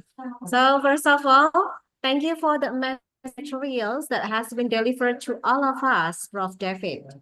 And the questions is addressed for Prof. David. The question is for general capabilities of the Australian curriculum, there is literacy. And I would like to ask, how does the Australian primary science curriculum design learning to improve the students' scientific literacy? That's a question for from Chris. Thank you. It's yours to answer the questions. Off the top of my head, I can't tell you, but literacy is considered a very important aspect because when students are assessed on international measures like TIMSS and PISA, literacy is a key component. And in Australia, we have these markers every second year for students. I think it begins in year 3, then year 5, year 7, year 9, where students take literacy tests, which is really a measure of reading, writing, and comprehension. And they're fairly standardized tests. And what the Australian data shows that over the last maybe 20 years, Australian students' literacy skills are getting less. So one of the issues is standard literacy skills are getting less. And what are not measured are students' capability of like sending text messages with truncated language, to write a message quickly, and this is literacy in the daily sense, but it's not measured by the literacy test that the Australian government uses. So I think literacy is fundamental to everything we do. If you're not literate, you can't learn English. If you're not literate, you can't learn Indonesian. If you're not literate, you can't learn about history or social studies or science or mathematics. So to me, literacy is absolutely fundamental, and it's the Australian government is horrified at the fact that students are not performing well in literacy. One of the very negative outcomes has been that in Australia, there is a move towards, what do you call it?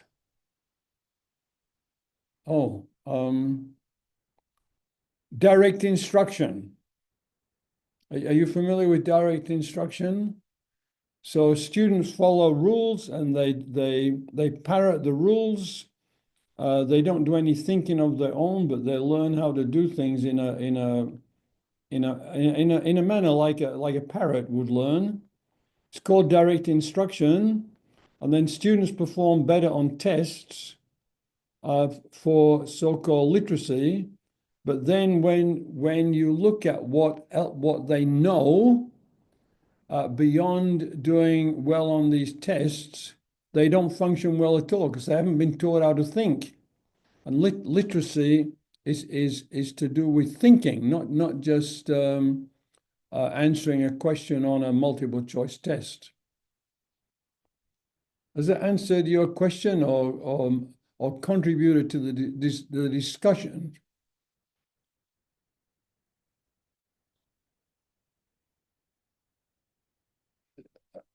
Do you want to answer my question also? Hello, Prof. So, has that answered your Okay. question? Yeah, in terms that sorry for the technical problem. Yeah. Okay. There is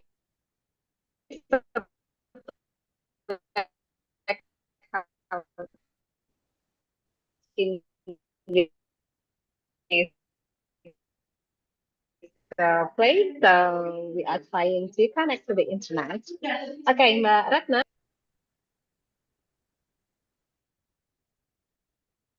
Okay, it seems that there is also trouble. Okay, Prof. David. Okay. Hello, Dr. David. Can we go to the Yes. next question? Can I go to the next? Yeah, okay.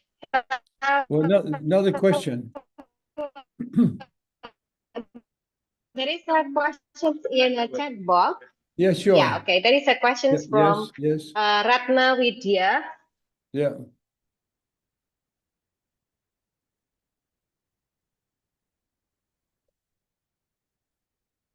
Right. So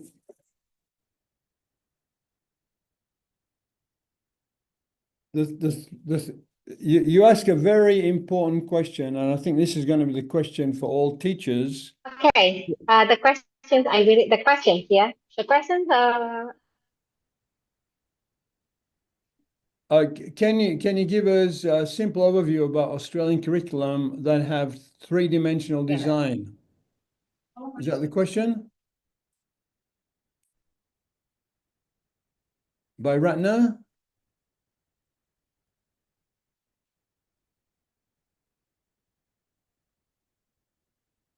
Are you asking me to answer this question by Ratna? yeah, Prof. That's a Okay. question from Ratna, yes. Okay, so the Australian curriculum is three-dimensional design. So they're learning areas. If this was in Indonesia, one of those learning areas would be Indonesian language. And I know you also have English as well. And then mathematics, science, humanities, social sciences, health and physical education, the arts and language. And then you've got general capabilities that are to be taught within these learning areas. So general capabilities like literacy, which I've just spoken about, it's pretty obvious what's going to be happening in English. It might be less clear what's going to be happening in mathematics and science and humanities, but you cannot function very well in mathematics, science, and humanities unless you're literate in the language of instruction and the language of learning. So there's also numeracy. So we want students to be numerate. This is going to be most obvious in something like mathematics. The system requests critical and creative thinking. Well, some teachers are brilliant at engendering creative thinking, and others have no idea what to do. And one of the limitations of this curriculum for Australia is in the previous model, there's not enough information to direct teachers what to do. There's also ethical understanding, so people should know, about issues to do with plagiarism and cheating on tests and things like that. And then intercultural understanding.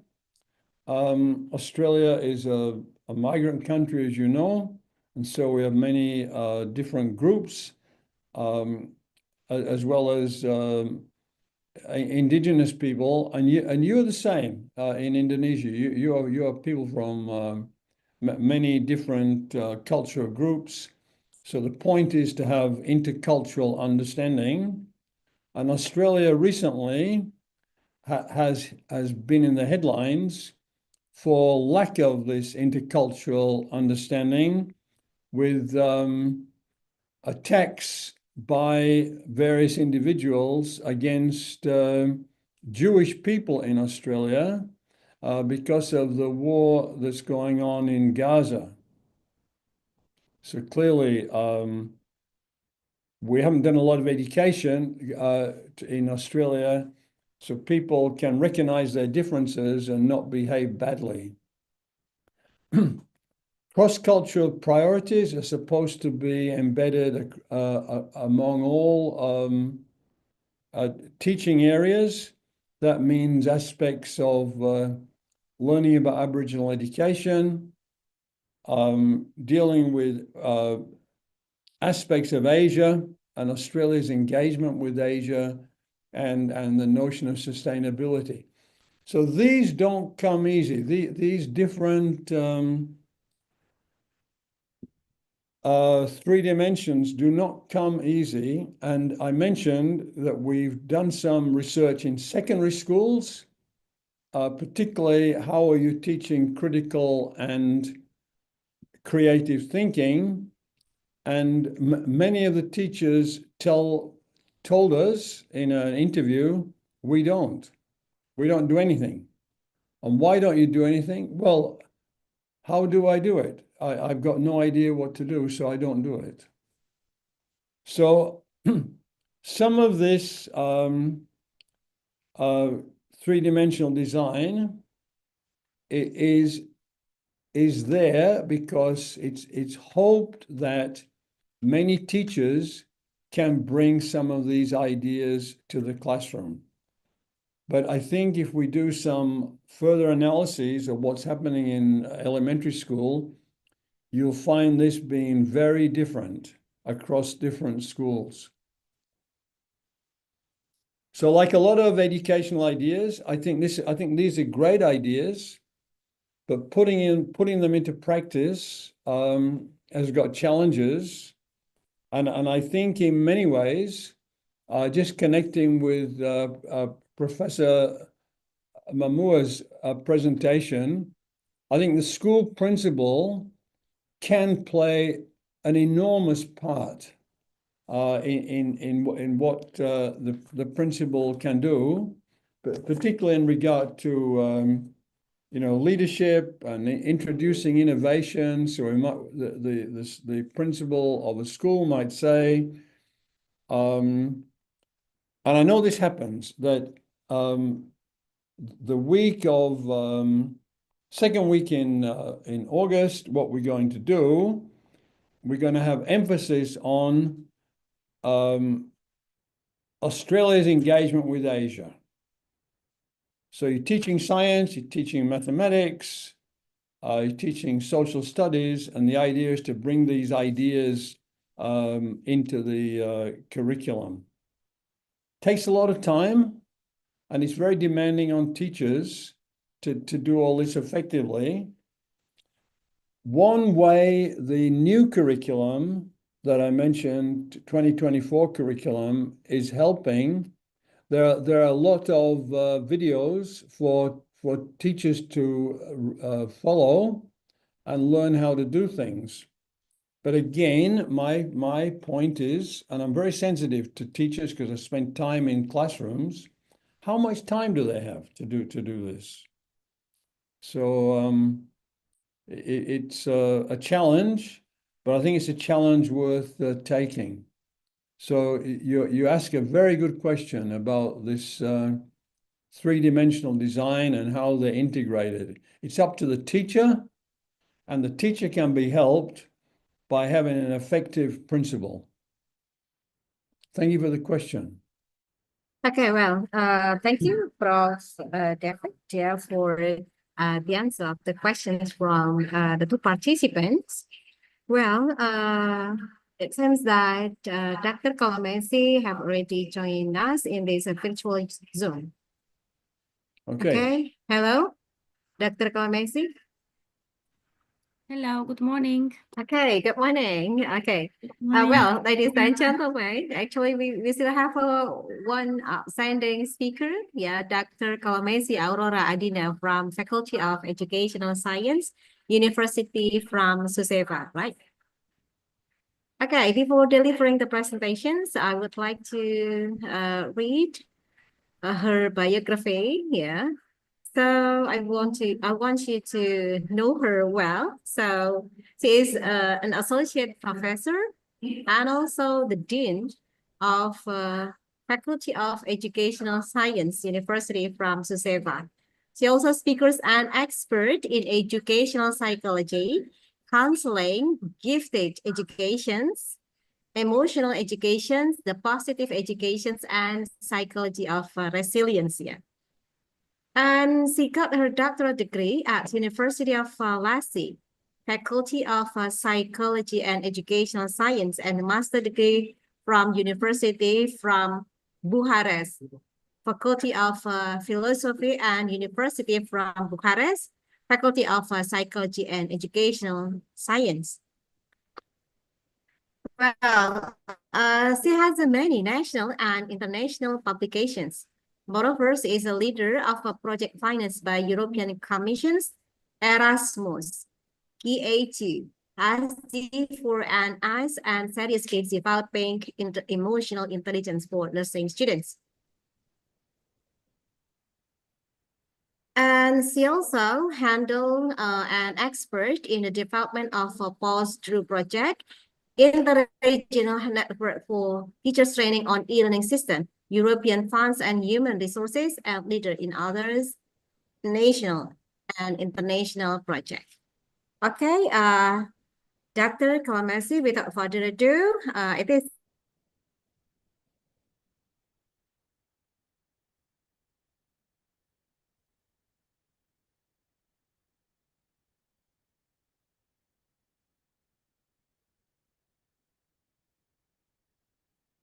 okay, Dr. Kolomesi. Okay. Could you see my screen? Hello, good morning. Okay, good morning, Dr. Kolomesi. Good morning. Okay.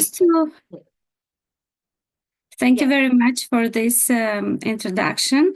I'm really glad and happy to be together with you today for this, for your conference related to research and innovation in education.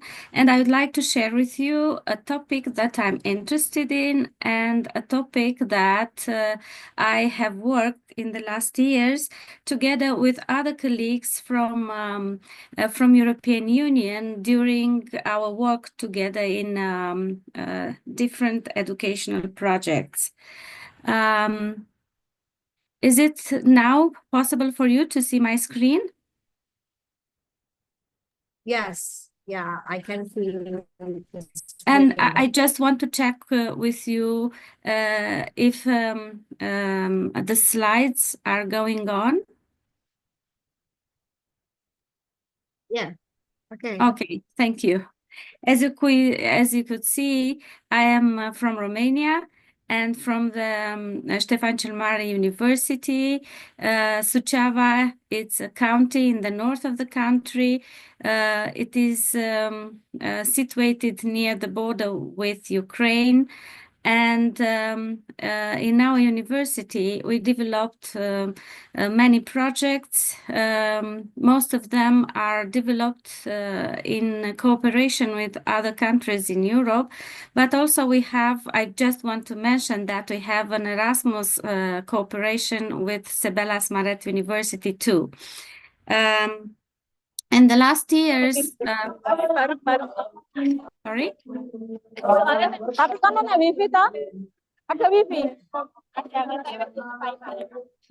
Sorry. Hello, Mbak Dwi. Okay. For the participant, please turn off your mic. And Dwi Pujiati, please turn off your mic. Okay, thank you. Thank you. First of all, the main idea I would like to bring into attention, it is the fact that the occupational health of the teachers is a real issue for educational area, since we could consider the teaching profession as being described as demanding and involving high levels of stress. It is we could find this profession in the top 10 profession as at risk of high stress. So stress and burnout in teachers, it is recognized as being very high. There are many evidences that show that suggests that development of burnout is associated with chronic mismatch between the demands of the profession and resources. So the teachers could encounter high, usually social emotional demands, like their work with classroom management and low resources. And these are due to lack of opportunities to engage with other teachers.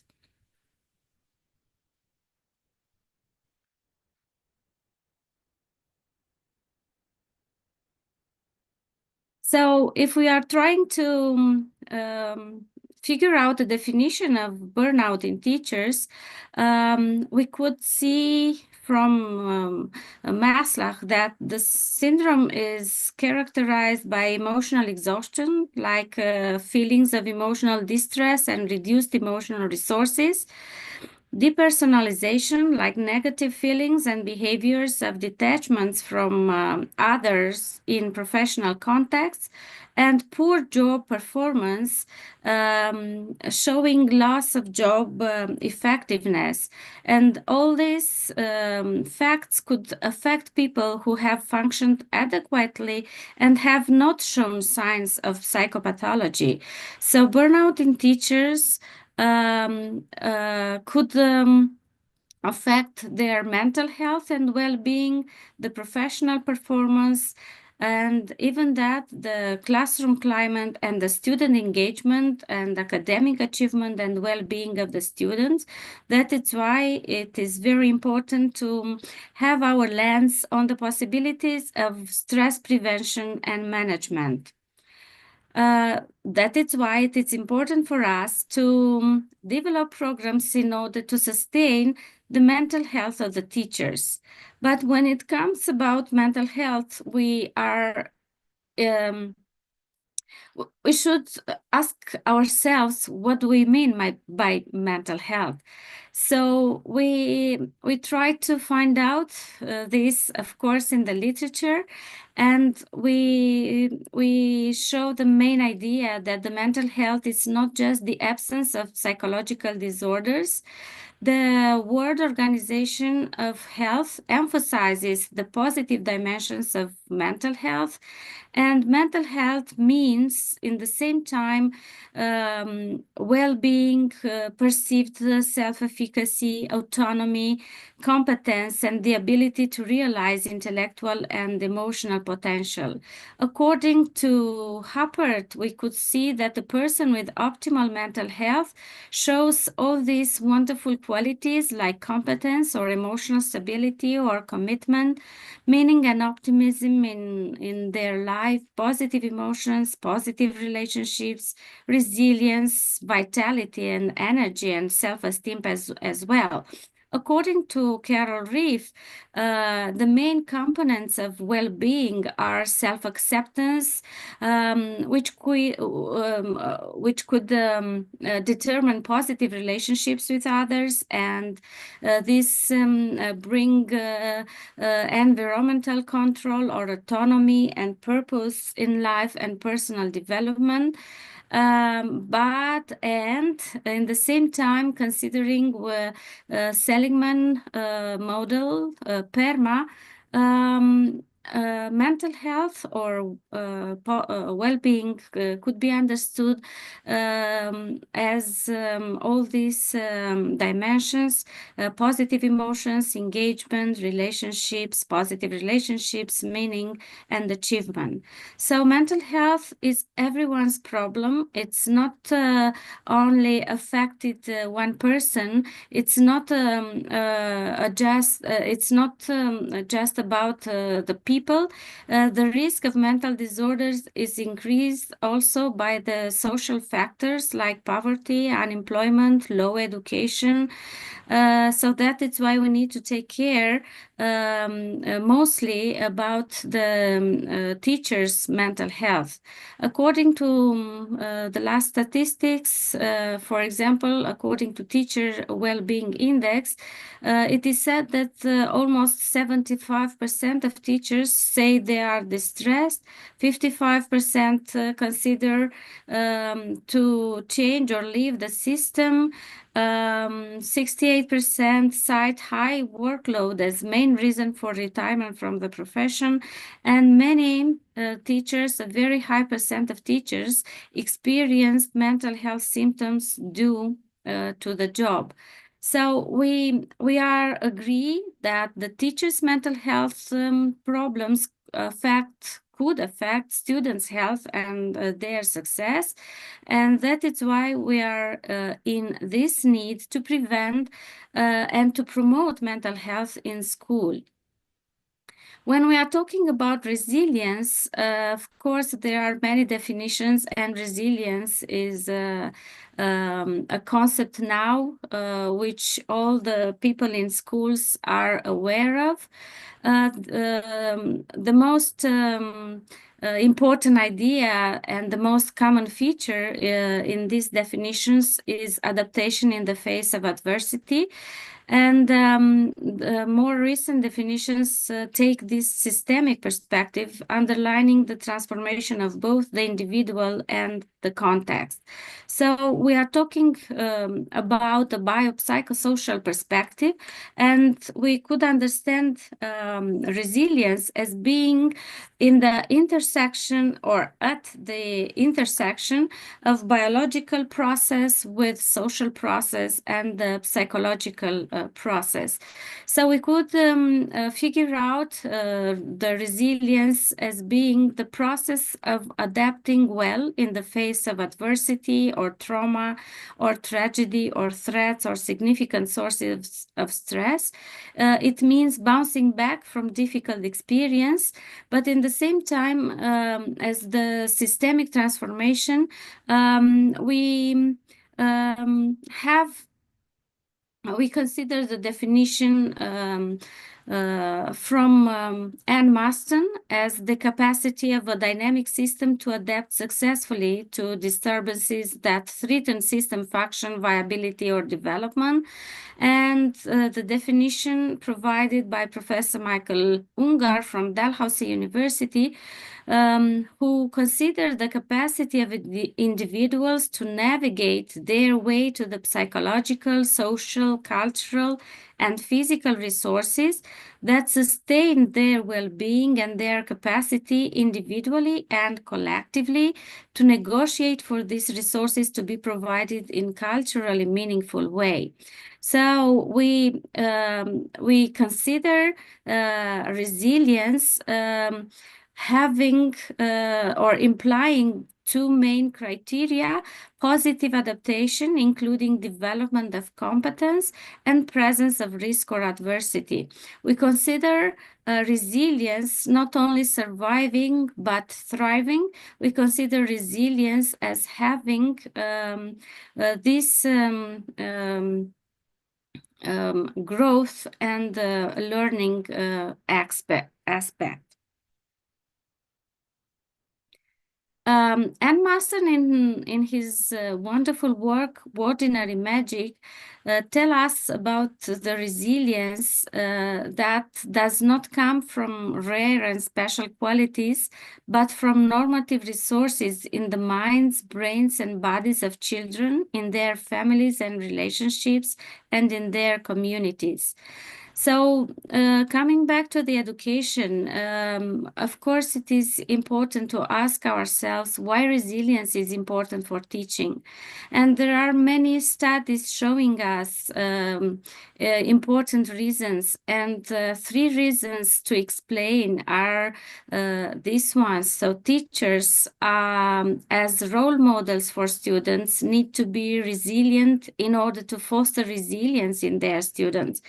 Teaching is considered a demanding job in the ever-changing world, so resilience is a robust factor that explains teachers' commitment and motivation in such times. And in the third line, teaching profession itself, as it is very close to a vocation, so only a strong sense of purpose, commitment, and self-efficacy support students' performance. Friedman emphasized that educators are charged with fostering not only the academic growth of their students, but also their personal development. So in today's educational landscape, teachers find themselves under the weight of parental expectations regarding students' achievement, facing constant changes due to educational policies and being criticized for any perceived shortcomings. When it comes about the students' results analysis, for example, in Romania, because in the last international exams, students from Romania had rather low results. In the main people to be blamed are the teachers. So in addition, teachers are expected to maintain effective relationships with colleagues and supervisors, to build teaching teams and provide support for children in need.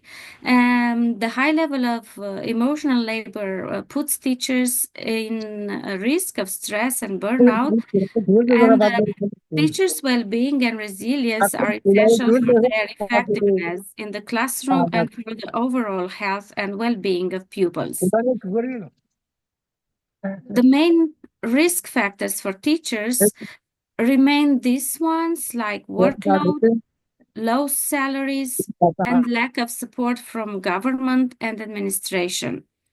For example, in 2023, Romania faced one of the biggest strike of teachers. More of 1 month, teachers asked for their rights related to the quality of education and also to their income. So they gained some salary increase, also some facilities such as didactic prime, this actually affected the quality of education in that time. When we are talking about the workload, this combines academic responsibilities with the cognitive, social, and emotional needs of the students, managing parental expectations, and fulfilling various administrative tasks. So teachers, therefore, need to balance all these professional demands and their own psychological capital. They need to have access to resilient resources to manage professional life. So by recognizing and addressing the various stressors inherent in the teaching professions, schools can create an environment conducive to both effective teaching practice and the flourishing of educators themselves. A study of students and teachers from European countries based on the data from the International Pearls study examined the role of families, teachers, and student profiles in supporting academic resilience, found that the teaching-related factors that most strongly predicted resilience were effective classroom management, and a safe and orderly school environment, both of which could increase the likelihood of resilience by up to 62%. In addition, teaching that focused on understanding and reflections had the potential to increase the likelihood of resilience by up to 61%. So the explanatory models of teacher resilience told us that if teachers lack resilience, it is unrealistic to expect students to be resilient. And although in the last decade such research has increased in number, there is a need for further research on factors related to teacher resilience.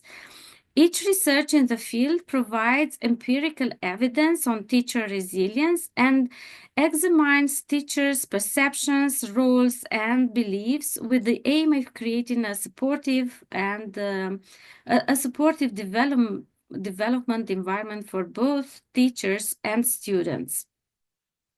So when we're talking about resilience in teaching, we could understand the teacher's ability to engage personal resources to cope with challenges, the dynamic process by which teachers engage personal characteristics to professional contexts, to use specific strategies to achieve good professional outcomes, visible in professional engagement, commitment, enthusiasm, job satisfaction, and well-being.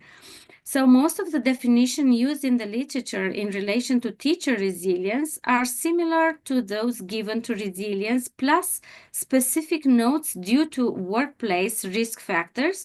So according to this, resilient teachers are more perseverant in adverse situations, less likely to leave the profession, and adapt more easily to change.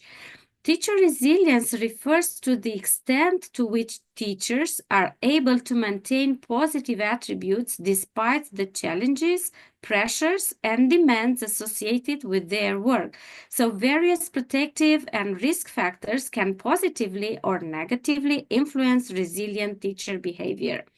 There are many data in the literature showing us that teachers' resilience could mean a series of specific strategies that teachers use in a problematic school situation, or the teacher's ability to successfully overcome personal vulnerabilities and environmental stressors, or resilient teachers as having a strong sense that they could control any situation, a tendency not to ruminate more with the past mistakes, or the ability to depersonalize unpleasant experiences that they understand analytically coping competence. Of course, an important question is how do teachers build resilience? Because this is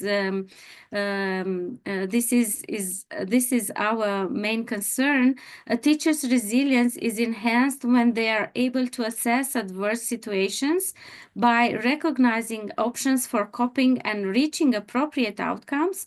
Internationally, there is consensus that certain personal resources like motivation, social and emotional competence, the use of coping and adaptive strategies like problem solving, goal settings, maintaining work-life balance could enable teachers to demonstrate resilience. There are important works on teacher resilience in the Australian educational area, and the researchers found out at least 4 dimensions of teacher resilience: the professional, social, emotional, and motivational dimensions with all corresponding capacities and skills. And building personal resources, so understanding how to mobilize the contextual resources, relationships with the support networks, and coping strategies with problem solving, time management, and maintaining work-life balance would enable teachers to manage challenges with the best possible outcomes. So in this schema, we could find out that the personal resources like motivation or social emotional competence, together with contextual resources, could affect the strategies, and these are spread to the resilience outcomes.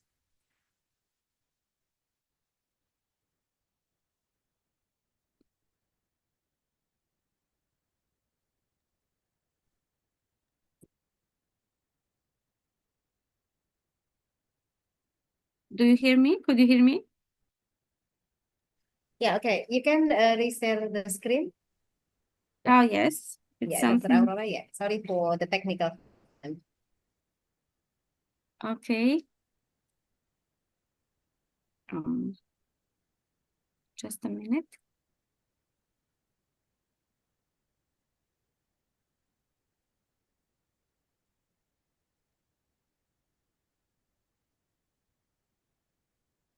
Okay, you can share the screen again, Dr. Aurora. Yes, I'm doing Yeah, like maybe still. now. Okay.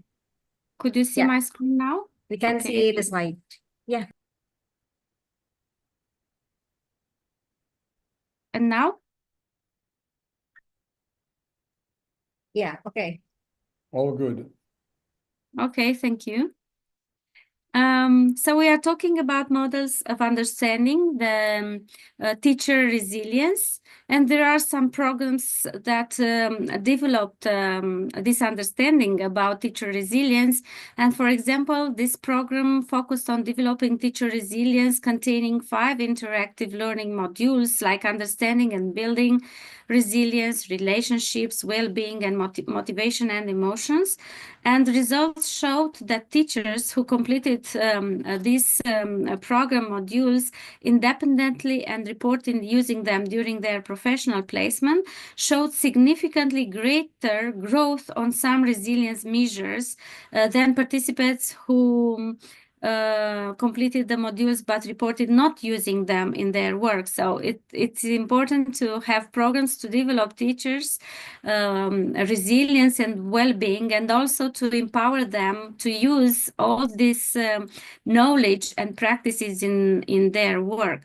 So teacher efficiency and student progress could be developed through sustaining resilience, well-being, and engagement of teachers. Who is a resilient teachers? And if we look shortly at the literature, a resilient teacher might be better able to cope with stressful situations common to the profession of teaching. Despite facing challenges, experience professional commitment, growth, well-being, and a strong sense of vocation, self-efficacy, and motivation to teach. And a resilient teacher respond positively in the stressful classroom or school environment. So the profile of resilience teacher could comprise features like personal values or capability to create opportunities for plenary participation, or characteristic like positive, focused, organized, flexible, proactive. There is literature showing us that the resilient teacher has cognitive flexibility, social emotional flexibility, and professional development engagement like personality dimensions.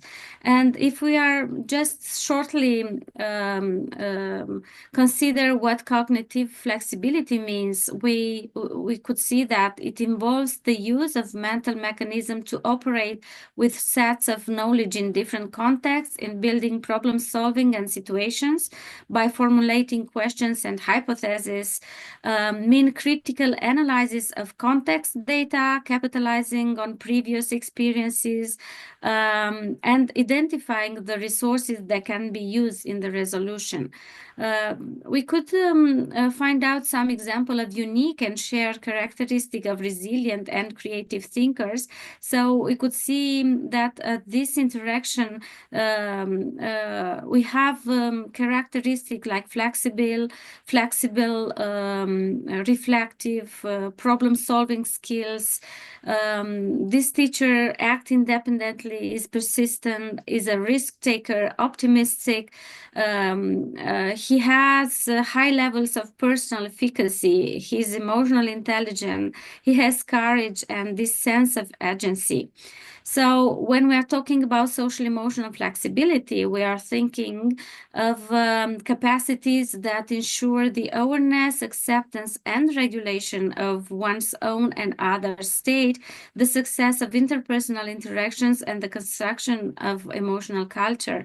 And this social emotional flexibility is visible through resources in stressful events, through teach life skills and pro-social behavior of the teachers.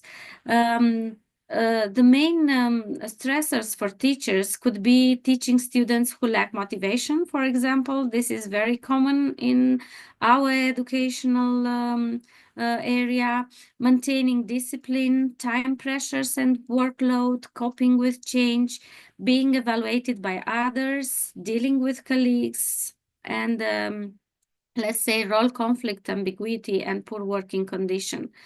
So if we need to build the emotional resilience, we could focus on practicing self-compassion or practicing gratitude, or even slow down, and also trying to develop pro-social values and life skills.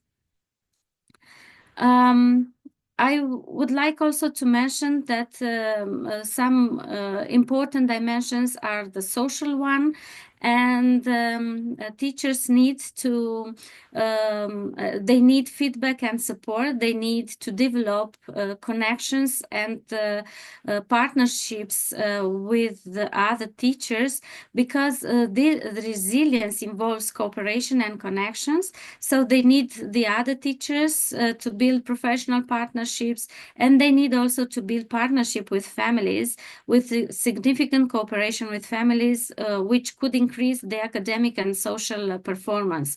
In the same time, teachers should get to know the communities they work, and they need to cooperate with their students.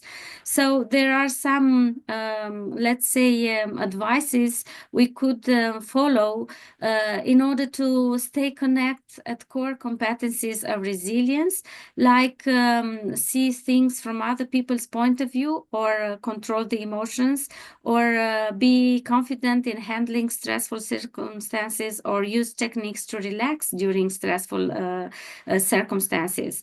As John Kabat-Zinn, the founder of the concept of mindfulness, said to us that you can't stop the waves, but you can learn to surf.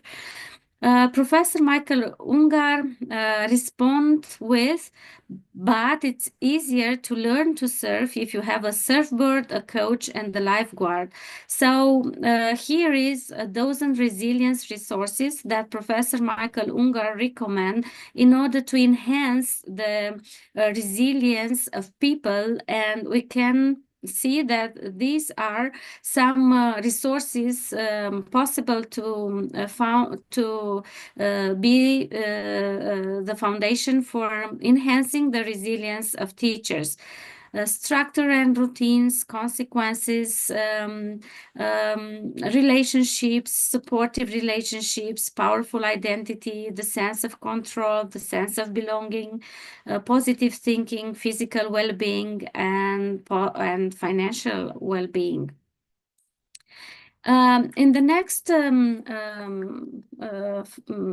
In the next minutes, I would like to present the results of a research we have done on an evidence-based program for promoting teachers' emotional competence and resilience under the a program which was funded by the European Commission.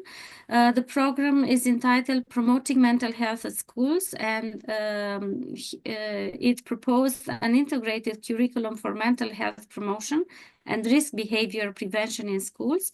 And I'd like to present the results of the research done in 2 of the countries, in Romania and in Greece. You could see that this program was developed together with 7 countries, 7 universities, and with the cooperation of public institutions. It was co-financed by the European Union, and it has impact at the policy level, local and regional and national and European. It had impact at the target population, teachers, students, family, and communities. And the content was focused on the promotion of social emotional learning, promotion of resilience, and prevention of behavioral problems and mental health difficulties. We developed a whole school approach, and we tried to tackle student skills, teacher education, school ethos and policies, collaboration with parents, and connection with communities. The main goals of our intervention were to promote innovative policies by encouraging the cooperation among national and international public authorities, and to develop an evidence-based curriculum on mental health promotion in schools and assess it through large-scale field trials. This is the framework we worked on, so we could see as a core the themes of our intervention: promoting social and emotional learning, promoting resilience, and preventing mental health difficulties and at-risk behaviors. And we did activities, and we promote all these topics for students and for teachers, for families, and for school leaders. And we, as I've already mentioned, the targeted population were not only the school community, but also the policymakers and the stakeholders, because in many of this country, this curriculum developed through our project became a course and was recommended by the Ministry of Education to be implemented in the educational curriculum. So the aim of PROMISE to enhance those aspects of in children and teachers, like social emotional learning, resilience, prevention, mental health difficulties, and at-risk behaviors. And we expected to determine better levels of resilience and better levels of social emotional competence. Strictly to our research, 180 teachers have participating, 102 belonged to experimental group and 78 belonged to control group. 76 were from Greece and 104 were from Romania.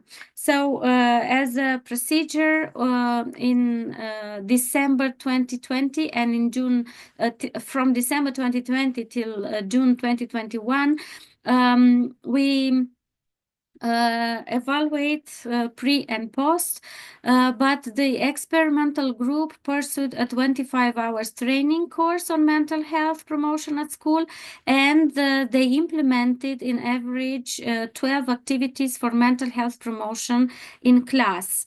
Our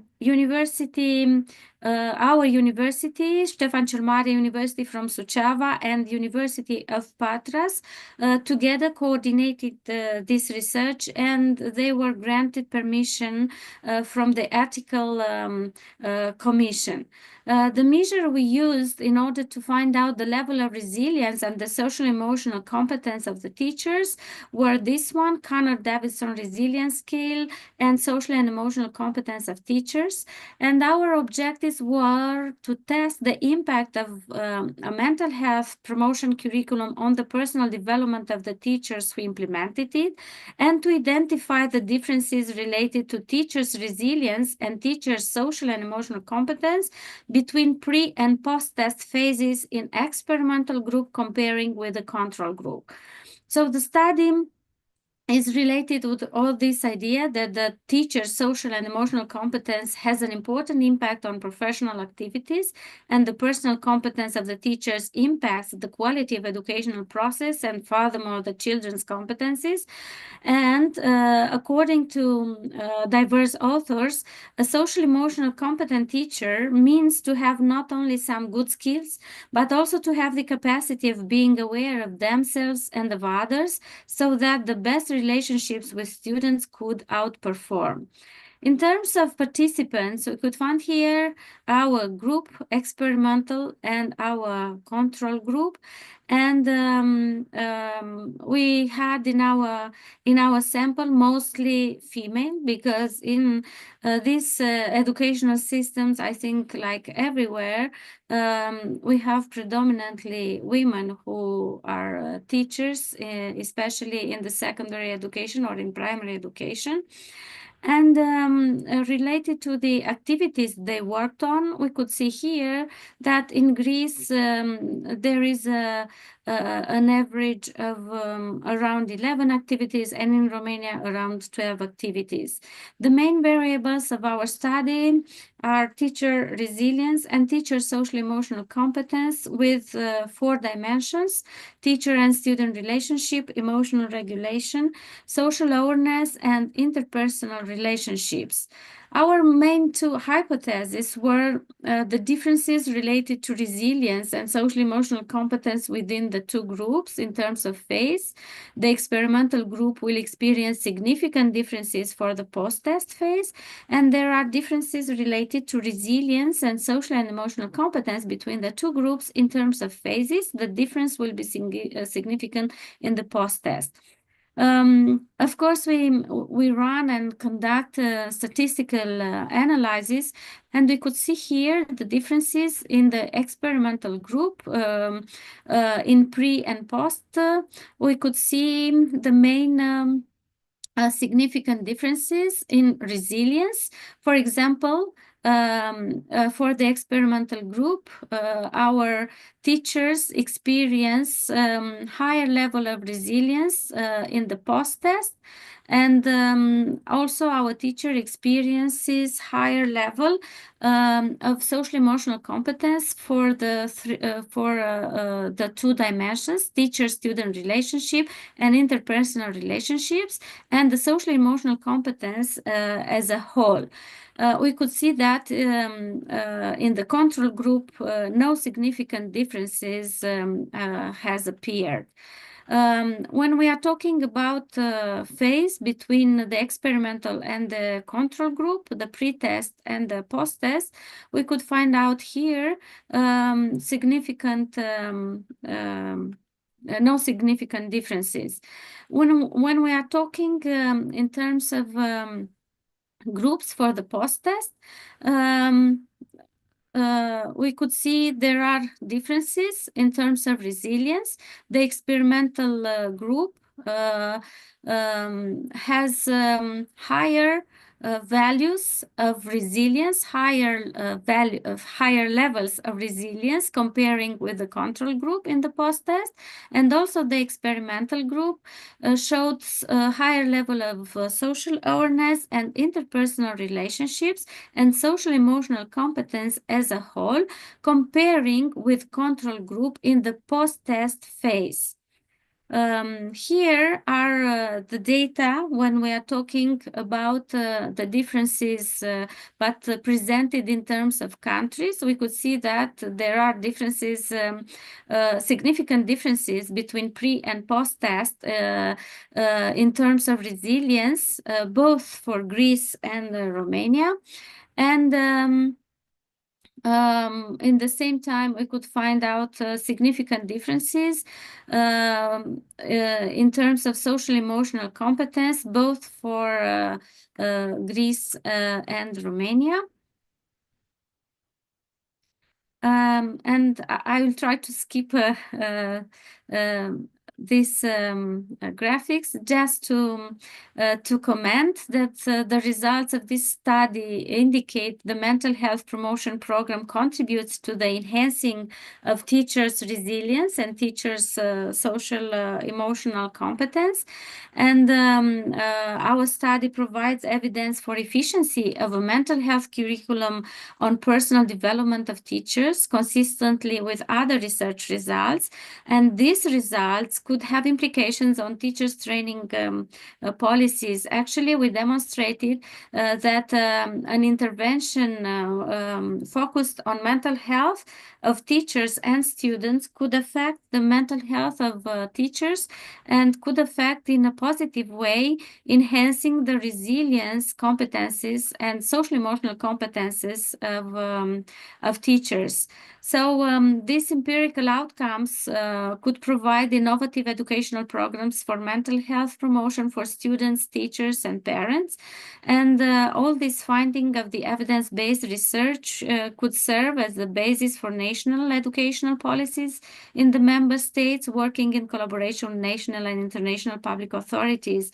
We could say that we transfer this curriculum in some other countries. For example, we did trainings for teachers in Ukraine, and we did trainings for teachers in Moldavia. The countries we have relationships through other universities, and in the same time, we could say that in the countries participated at the program of this study program, implemented as an optional course for primary education and for secondary education, this curriculum for mental health promotion based on the data we had in the validation study of the curriculum. For the last part of my intervention, I just want to mention that our university is developing other projects aimed to enhance students and teachers' social, emotional, and resilience competency. And this kind of project is Educardia, which means to promote the possibility of assessing and improving students' social, emotional skills using digital tools. And these tools could also be transferred to other schools or other cultures. And for the last information, I just want to share to you that our university, together with other 4 universities in Europe, develop this program for teacher education, resilience in educational context, which is an Erasmus Mundus joint master, partnerships for excellence. And this means that students from all over the world could pursue a master study program in resilience in education, having their possibilities to study at University of Malta, University of Crete, University of Lisbon, and University of Suceava. I can share with you that we have already, for the first cohort, we have students from Indonesia, and we are very happy that we could interact with students from all over the world. So we invite you as teachers or your students to apply for a scholarship from European Commission in order to study this program delivered jointly by our university in order to enhance the competence, the knowledge, and the practice to promote resilience in education. here is the map of our project with the countries, the partner countries in Europe, and also the associate partners, because this consortium, we invited to participate also Dalhousie University or Sao Paulo University, Pretoria University, Örebro University, and Rijeka University. So there is an international environment to learn about resilience in education, and we extend this invitation for teachers and students from all over the world. Thank you very much for your invitation. Thank you very much for your attention. I would like to, of course, to continue my collaboration and to continue our discussion on the topic of resilience for teaching profession. Thank you very much. Okay, well, thank you, Dr. Aurora, for the insightful presentations. Well, and now we open the floor for the questions. We come to the question and answer sessions for approximately 15 minutes. Well, for the virtual participants, please feel free to type the questions in the chat box or ask the questions directly to Dr. Aurora.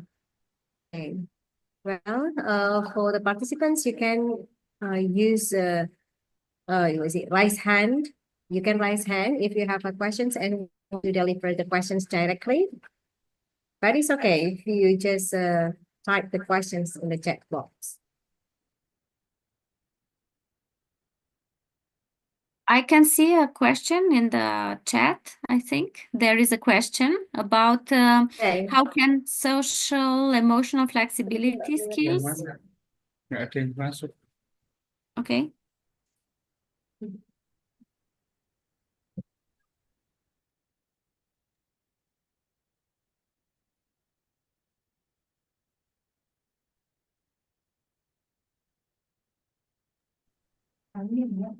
Okay, maybe because I suffered the technical problem, I quit from the Zoom, so I can see the questions in the chat.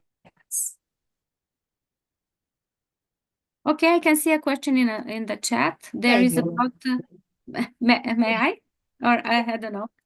Okay, so I will read the question for you. Yeah, how can a social emotional flexibility skills be applied to elementary school students so that they become a habit and the impact can improve learning in elementary school? And also, please explain the strategy. Okay, that's the questions, Dr. Aurora. Okay, thank you. So there are many strategies that that could be used to sustain emotional education. Actually, we need to pursue at least 2 ways. One way is explicitly, for example, to have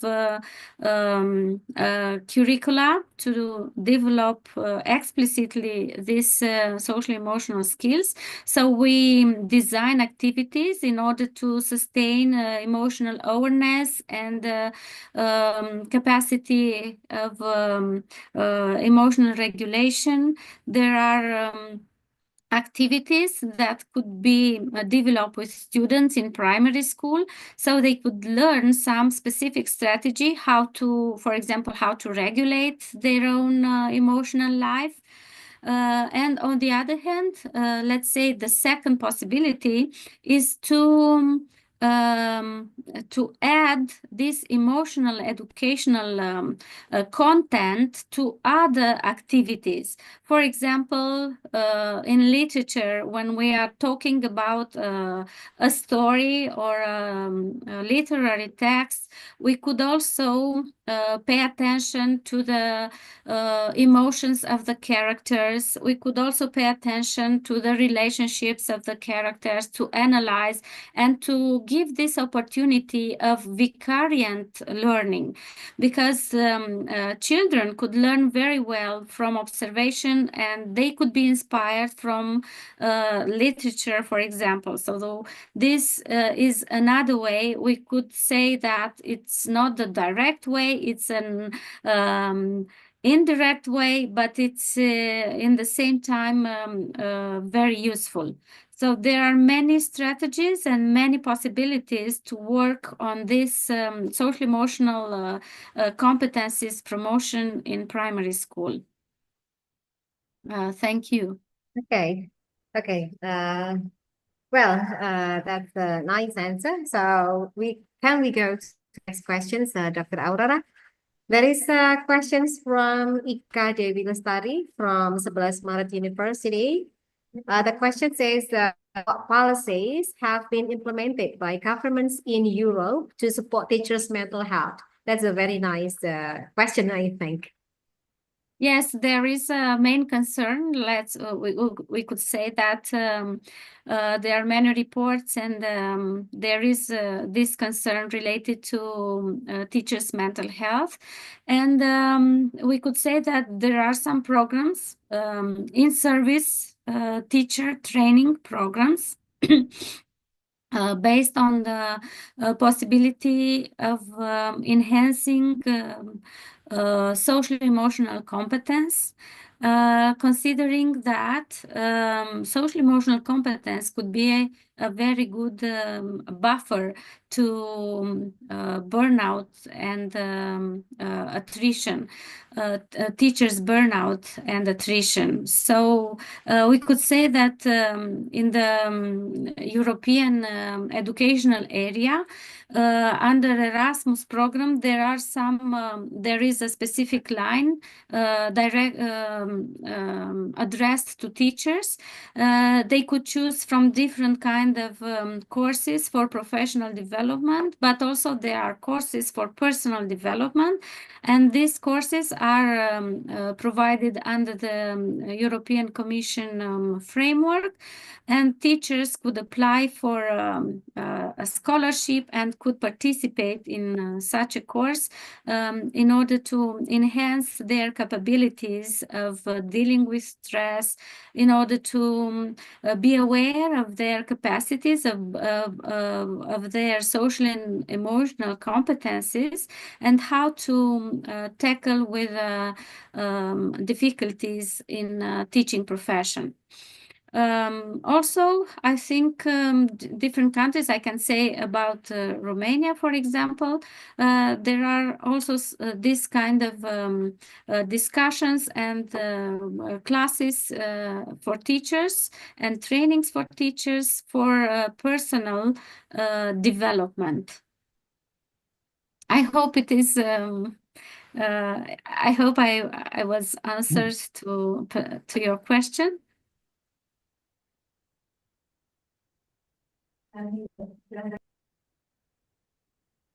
Okay, well, thank you for the answers. Yeah, that's the nice issue about the strategies to support the mental health. Okay, maybe we still can. Okay, there is participants who raised Ratna Vidya. Okay, do you want? Yeah, it seems that the participant wants to deliver the questions directly. So the floor is yours. Thank you for the opportunity. My name is Ratna Vidya. I wanted to ask Prof. Azina, can you give us overview how about the teacher's well-being and resilience affected students, especially in learning process? Thank you. Sorry, could you repeat, please? I couldn't hear very well. Okay. Can you hear me?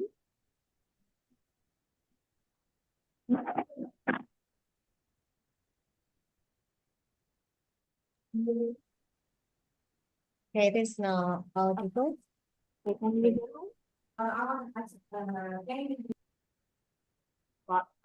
Overview how about the teacher's well-being and resilience affected students. Okay, Mbak Ratna. I cannot hear very well. I don't know if you, Turn up the volume. Dr. Atik, you could hear. Okay, I can't hear well. So, okay. Ratna, maybe, yeah. Okay, would you like to repeat the question? My question is, can you give us about overview how about the teacher's well-being and resilience affected students, especially in learning process. How teachers' well-being and resilience affect students in learning process? Is this the question? Yes. Yes. Yes. Yes. Okay. Yeah. Okay. Yes. Okay, thank you, thank you. So when we are talking about teachers and students, actually we are talking about this relationship, this close relationship. And first we are talking about the communication relationship, and teachers actually provide possibilities of enhancing competencies for students through this relationship. So it is very important the way the teacher could develop a secure and a secure relationship with the students in order to provide a useful learning experience for the students. So when teachers have these competencies of developing a warm and emotional warm and secure relationship, they could, let's say, transfer the knowledge and the skills to the students. So that is why we need to have healthy teachers, yes, with a good mental health in order to be aware of their own competencies in order to support the development of the children. The teachers is not alone in the classroom. He is always related to the students. So his own or her own capabilities, her own emotional skills are, let's say, spill over in the classroom and in the students. I hope it is the answer for your question. Yeah, okay. Mbak Ratna, yeah. Is it enough? Yeah. Yes, I Yeah, think and- enough. Thank you, Okay. Mbak. Yeah, okay, Prof. David. Dr. Adina, thank you. We have something in common. I'm from West Australia, and I also have a Bachelor's of Science from the University of Western Australia. Thank you. Nice to meet you. When were you at the University of Western Australia? When were you at the University of Western Australia? We was not in the Australia. I don't know. You that asked was when? that was a mistake on your CV, I think. The CV that was shown on the screen showed you had a degree from the University of Western Australia. So it was an No. error. Okay, that's good. So No, it's in not from Western Australia. in Australia, I had from right. So my point is, in Australia, we have very similar data that you reported about teachers. The percentage of teachers who will only stay 5 more years, who are really tired and they don't like the way the system teaches them. Parents contact them out of hours. They feel overstressed. So a very high percentage of teachers and I don't know what actually happens, but a very high percentage of teachers say they're going to retire or resign soon. And I think this is becoming a worldwide problem. Regardless of how much resilience teachers might have, and I really appreciate your presentation about teachers' resilience, the system seems not to be supporting teachers adequately. Is that your experience with your European studies? Mm-hmm. Yes, it is the same here too. The teachers do not feel they are supported. I mentioned that for example, in my country, in Romania, teachers conducted a strike. They had a big strike asking yes. not only for the salaries, because the salaries were the last point on their list.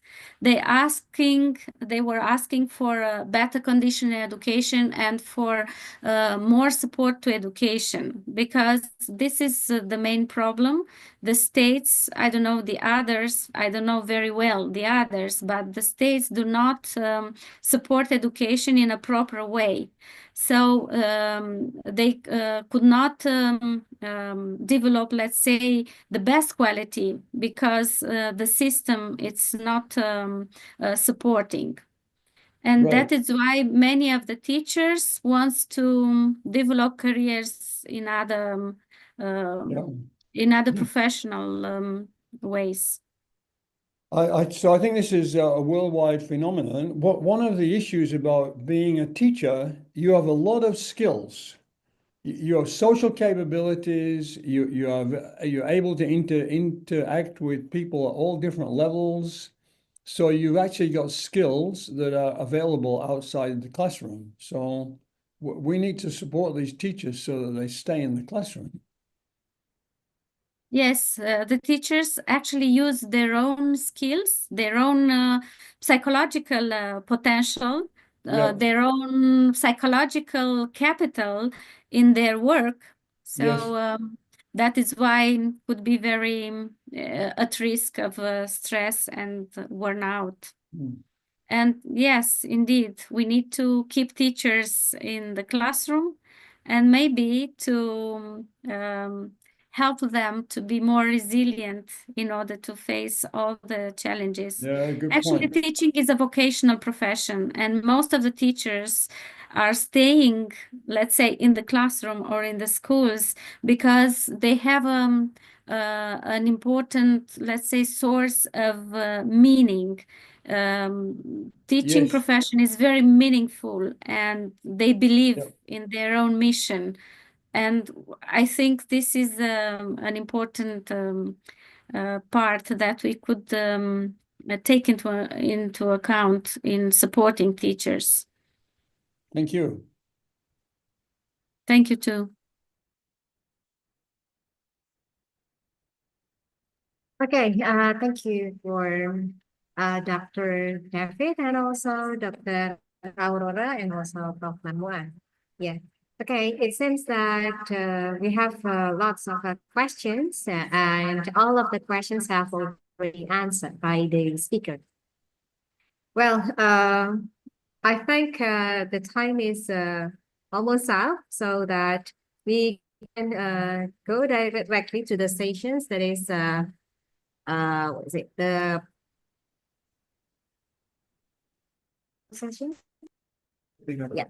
Okay. So before closing the conference, we would like to deliver our token of appreciations by delivering the certificates for today's speaker.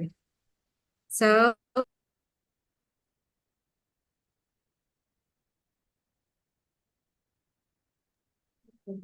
okay, we would like to send our gratitude to Dr. David, who have a willingness to be the speaker in today's Thank you very international much. conference. Yeah. Okay, this is a certificate, and also we also thanks to much appreciated. Prof. Sri Marmoa, as the speaker in the second mini international conference of educational research and innovations.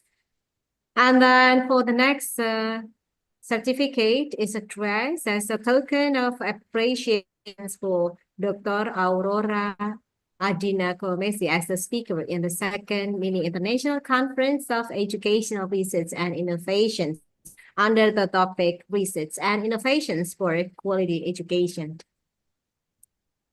Okay. Thank you. Okay.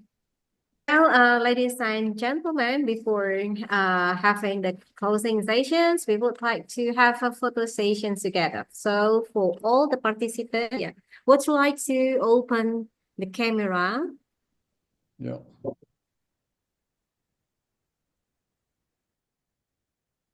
Wow. Okay, yeah, I will count, and everybody please give the nicest pose, yeah, so that the picture will look so nice, yeah.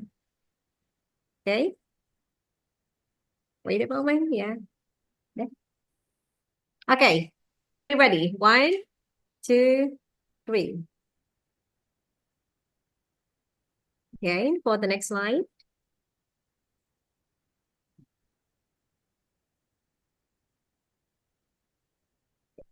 Okay, 1, 2,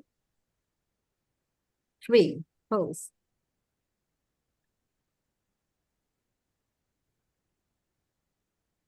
Okay, for the third slide. Actually, we have so many participants today. Yeah. Yes, wonderful. Yeah. Okay. Okay, be ready. 1, 2, 3, pose.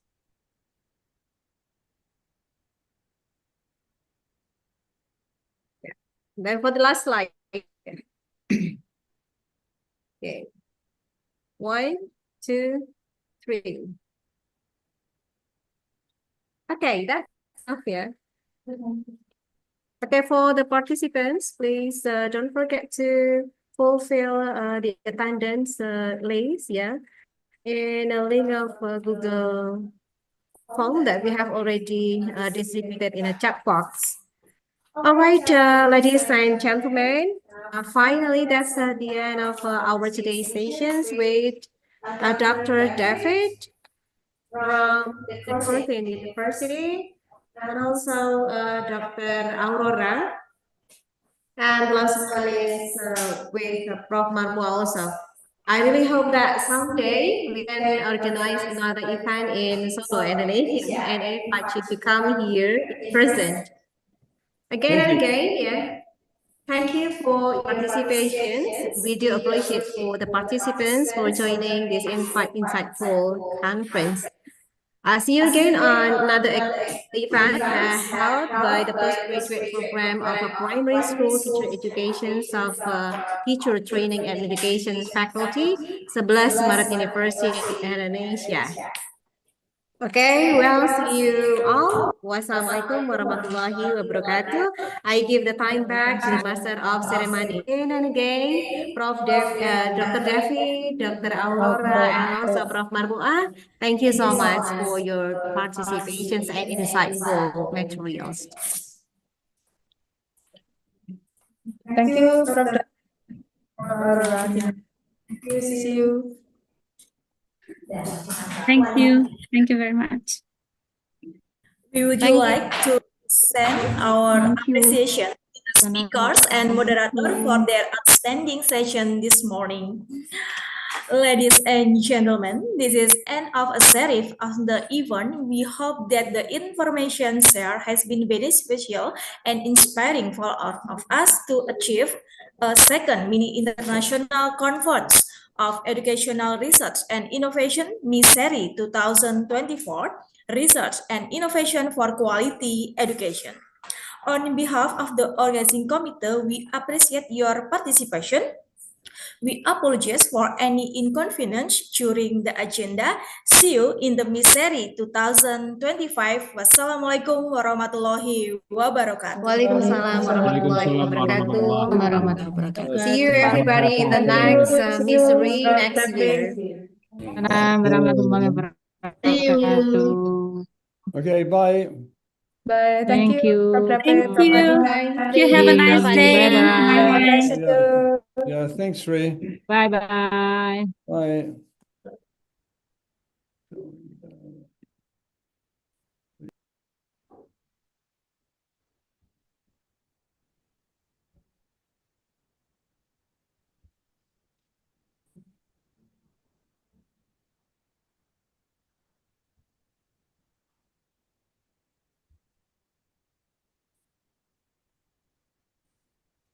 Oh iya, saya ingatkan lagi aja ya, Prof. Baik, untuk Bapak Ibu partisipan, kami ingatkan lagi untuk nanti presentasi jam 13.00 sudah dibagi untuk room masing-masing. Bisa dibuka di ya di Gatebook-nya bisa dicek lagi link presensi dan sebagainya ya Bapak Ibu. Link presensinya sudah ada di chat ya, silahkan segera untuk diisi Bapak Ibu. Mas biar nggak lupa pikirin kamu